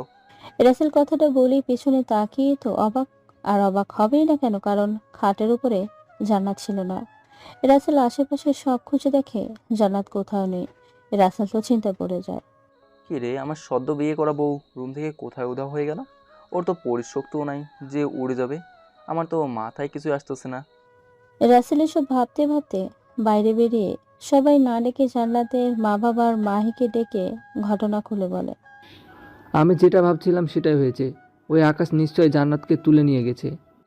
কোথায় নিয়ে এসে বলেন? ওকে তো আমি কিছুতেই ছাড়বো না। ওর সাহস কত বড়, আমার বউকে তুলে নিয়ে যায়। বাবা রাসেল, তুমি আকাশের কিছুই করতে পারবে না। আর আকাশ তো জান্নাতকে ওর রাজ্যে নিয়ে গেছে, এখন তুমি সেখানে কিভাবে যাবে? সেটাও তো কথা। তাই বলে আমি কি জান্নাতকে বাঁচিয়ে আনতে পারবো না বলেন? তুমি জান্নাতকে অবশ্যই বাঁচিয়ে আনবে, তবে তোমাকে আমি একটা শক্তি দিচ্ছি, যেটা দিয়ে সেখানে যাবে। আর সাথে এটা নিয়ে যাও। এটা জান্নাতের হাতে দিতে পারলে আকাশ শেষ হবে, না হলে আকাশের কিছুই হবে না। আচ্ছা, আপনি তাড়াতাড়ি দিন, আমি মাহিকে নিয়ে এখনই যাচ্ছি, আর আপনারা এখানেই থাকেন কিন্তু। ঠিক আছে বাবা, সেটা নিয়ে তুমি কোনো চিন্তা করিও না, আমি এখানে আছি। তারপর রাসেল সবকিছু নিয়ে মাহির সাথে পরিস্থানে চলে আসে। অনেকটা পথ যাওয়ার পরে একটা রাজপ্রাসাদ দেখে মাহি বলে, দুলা ভাই, ওই যে রাজপ্রাসাদ দেখছেন, ওইটাই হলো আকাশের রাজ্য। সেখানে যাওয়া খুব কঠিন, তবে আপনার আর জান্নাতের ভালোবাসা যদি সত্যি হয়, আপনি অবশ্যই যেতে পারবেন। আমাকে যে যেতেই হবে, তুমি এই দিকটায় থাকো, তবে নিজের খেয়াল রাখো। আমি চললাম কিন্তু। রাসেল ধীরে ধীরে রাজ্যের ভিতরে প্রবেশ করে। রাসেলের সামনে অনেকগুলো প্রাণী আছে, যেগুলোকে কখনো রাসেল দেখেইনি। রাসেলকে আক্রমণ করলো। রাসেলের সব কটাকে মেরে নিজেকে সেভ করে। সামনে আরো ভয়ঙ্কর সব প্রাণী রাসেলের পথে বাধা হয়, কিন্তু রাসেল ভালোবাসার শক্তি দিয়ে সব বাধা পেরিয়ে ভেতরে আসে। সামনে তাকিয়ে দেখে জান্নাতকে একটা গাছের সাথে বেঁধে রেখেছে। জান্নাত রাসেলকে দেখেই তো খুশি হয়ে যায়, মনে হয় নতুন প্রাণ ফিরে পেল। এদিক ভেতর থেকে আকাশ বের হতে হতে বলে, তোর সাহসের তারিফ করতেই হয়। সামান্য মানুষে আমার জিনিসের দিকে হাত বাড়াইছিস, আবার আমার রাজ্যে এসেছিস জান্নাতকে নিয়ে যেতে। বাঁচতে চাইলে জান্নাতকে ছেড়ে দে, নাহলে আমার হাত থেকে তোকে কেউ বাঁচাতে পারবে না। দেখ রাসেল, তোকে শেষ একটা সুযোগ দিচ্ছি, তুই জীবন নিয়ে চলে যা, না হলে তোর রক্ত দিয়ে আমি এখানে হোলি খেলবো। আমি আমার বউকে রেখে কখনোই পৃথিবীতে ফিরে যাব না। ঠিক আছে, তাহলে মরার জন্য প্রস্তুত হ, আজকাল কারো ভালো করতে নেই। আকাশ কথাটা বলেই রাসেলের দিকে একটা অলৌকিক শক্তি ছুড়ে দেয়। রাসেল সাথে সাথে অনেকটা দূরে গিয়ে পড়ে। রাসেল যেন হারিয়ে গেছে এক গহীন অরণ্যে। আকাশ আবারও রাসেলকে মারতে আসে। এবার রাসেল আকাশের গায়ে একটা লাথি দেয়, আর রাসেল নিজে অনেকটা দূরে গিয়ে ছিটকে পড়ে। এদিকে জান্নাতের চোখ থেকে অযথারে পানি পড়তেছে। চোখের সামনে ভালোবাসার মানুষটাকে এইভাবে মাইর খাচ্ছে। আকাশ রাসেলকে এমন ভাবে মারে যে রাসেল নড়াচড়াই করে না। আকাশ মনেই করে রাসেল মারা গেছে। জান্নাত দেখ, তোর জামাই তোকে বাঁচাতে এসে নিজেই আমার হাতে শহীদ হয়ে গেল। ইসরে, আফসোস হয়, কেন এসেছিল মরতে বেচারা। আমার বিশ্বাস আমার কলেজে আমাকে রেখে মরতে পারে না, কেননা আমাদের দুইটি দেহ একটাই প্রাণ মনে করি। আমি বুঝি না, তুমি এখনো এমন কথা কি করে বলতে পারছো? ওই দেখো, পড়ে আছে মরে। আকাশ, তোর মৃত্যুর পরোয়ানা লেখা হয়ে গেছে মনে হয়। এই দেখ, আমার কলেজে বেঁচে আছে। আকাশ পিছনে তাকিয়ে তো অবাক, কেননা রাসেল দাঁড়িয়ে আছে। রাসেল হাতটা জান্নাতের দিকে ধরতেই জান্নাতের হাতের বাঁধন খুলে যায়। আর রফিক সাহেবের দেওয়া সেই জিনিসটা রাসেল জান্নাতের কাছে দিয়ে একটু দূরে গিয়ে চেয়ারে বসে তামাশা দেখতে থাকে। কেননা আকাশ এখন জান্নাতের শক্তির ধারের কাছেও যেতে পারবে না। জান্নাত আকাশকে মারতে মারতে আত্মারা করে ফেলে। আকাশ ছটফট করতেছে মরতে মরতে। যান চলো তাড়াতাড়ি, আমার স্বপ্নের বাসরাত কিন্তু শেষ হয়ে যাবে। তোমার এই মুহূর্তে মজা করা গেল না, তাই না? তুমি জানো আমরা কত বড় বিপদে আছি। আরে কলিজা, আর কোনো বিপদ নেই, এখন আমাদের শত্রু শেষ। জান্নাত কথাটা শেষ না করে আকাশ একটা ধারালো ছুরি জান্নাতের দিকে ছুঁড়ে মারে। রাসেল ছুরিটা ধরে আকাশের দিকে ঘুরে দেয়। ব্যাস হয়ে গেল আকাশের কেল্লা ফতে। ইস, আর একটু হলেই তো আমার বাসরাতের স্বপ্নটা গেছিল বেসতে। এভাবে ওরা আরো অনেক কথা বলে পৃথিবীর বুকে চলে আসে। জান্নাত আর রাসেল একসঙ্গে বাড়ির ভেতরে প্রবেশ করে। সামনে তাকিয়ে দেখতে পায় বাড়ির সবাই সোফায় বসে আছে। রাসেল, তুই বৌমাকে নিয়ে এত রাতে কোথায় গেছিলি শুনি? রাসেল জান্নাতের দিকে তাকিয়ে চোখের ইশারায় বুঝিয়ে দেয়, যেটা জান্নাতের মা বাবা ও মাহি বুঝে যায়। তার মানে কেউ জানে না আমি আর জান্নাত কোথায় ছিলাম? যাক বাবা, বাঁচা গেল। আসলে মা, তোমার বৌমা তো আমার বাঁশির সুর শুনেই আমার প্রেমে পড়েছিল, তাই ওর খুব ইচ্ছে হচ্ছে আমি যেন এই রাতে ওকে নদীর তীরে চাঁদনি রাতে বাঁশির সুর শোনাই। তুই ওর ইচ্ছে পূরণ করেছিস, এটা অনেক ভালো কথা। এখন কথা হলো, তোরা যে গেছিস আমাদের তো একটাবারের জন্য বলতে পারতি। জানিস তোদের জন্য সবার চোখে ঘুম নেই, কত টেনশনে ছিলাম আমরা। আম্মু, আমরা অনেক সরি, আসলে আমরা এটা ভাবতেই পারিনি যে তোমরা সবাই এতটা চিন্তা করবে। ওকে ঠিক আছে, এখন গিয়ে ঘুমিয়ে পড় যা, সবার রাতের ঘুমটা তো নষ্ট করতেছিস। এভাবে সবার সাথে আরো অনেক কথা বলে ওরা রুমে চলে আসে। রাসেল রুমে আসতেই জান্নাতের মন খারাপ বুঝতে পারে। কি ব্যাপার, আমার পরিটার মনটা এত মলিন কেন? কি হয়েছে তোমার শুনে? আমার কত ইচ্ছে ছিল আমি ঘোমটা দিয়ে খাটে বসে থাকবো, আর তুমি এসে আমার সেই ঘোমটাটা উঠিয়ে আমাকে দেখবে। সেই ইচ্ছাটা আমার পূরণ হলো না। আরে কি জ্বালা, তাই বলে তুমি বাচ্চাদের মতো এইভাবে কান্না করবে? আচ্ছা তুমি ঘুমটা দিয়ে খাটে গিয়ে বসো, আমি তোমার ঘুমটা তুলে তোমার মুখ দেখে তোমার মনের ইচ্ছেটাকে পূরণ করি। উফ, সেটা পার হয়ে গেছে, এখন আর ভালো লাগবে না। ওকে বাবু, তাহলে চলো আমরা বিড়াল মারতে চলে যাই। আচ্ছা চলো। রাসেল জান্নাতের ঠোঁট জোড়া নিজের দখলে নিয়ে নেয়। জান্নাত ও রাসেলের সাথে রেসপন্স করতে থাকে। ধীরে ধীরে রাসেল হারিয়ে যায় জান্নাতকে নিয়ে ভালোবাসার অতুল গহীনে। সেই গহীনের সীমা আছে কিনা আমি জানি না। সকালে সবাই একসাথে নাস্তা করতেছে। বিয়ান সাহেবা, আমাদের তো আজকে চলে যেতে হবে। আমার মেয়েটাকে নিজের মেয়ের মতো করে রাখেন প্লিজ। আমরা কখনো ওকে কষ্ট পেতে দেইনি। দেখুন বিয়ে মশাই, আমার সৌভাগ্যের জন্যই মনে হয় জান্নাতের মতো একটা লক্ষ্মী বৌমা পেয়েছি, তাহলে ওকে কি করে অনাদারে রাখতে পারি? এমনিতেই আমার কোনো মেয়ে নেই, ওকে পেয়ে আমার মেয়ের অভাবটা দূর হয়েছে। শুনে খুব খুশি হলাম। আর রাসেল, আমি নানা ডাক কবে শুনতে পারবো? আব্বা যান, সময় হলেই শুনতে পারবেন, আপনার সাথে দোয়া করবেন। এদিকে জান্নাতের লজ্জা যেন লাল হয়ে গেছে। জান্নাত লজ্জা পেয়ে রাসেলের বুকে মুখ গুজিয়ে লুকিয়ে ফেলে। এদিকে জান্নাতের এমন কাণ্ড দেখে সবাই যেন হাসতে থাকে। তোমরা আর হাসো না তো, দেখছো না মেয়েটা আমার লজ্জা পেয়েছে। এভাবে সবাই অনেক ঠাট্টা মশকরা করতে থাকে। ওদের পরিবারের সুখের কোনো কমতি নেই যেন। রাসেল আর জান্নাত সবাইকে নিয়ে খুব সুন্দর করে সুখে জীবনযাপন করতে থাকে। ওরা সংসার করতে থাকো, আমরা কখন চলেন যাই কেমন। এই গল্পের ইতিরেখা এখানেই টেনে দিলাম। সবাই ভালো থাকবেন, আল্লাহ হাফেজ।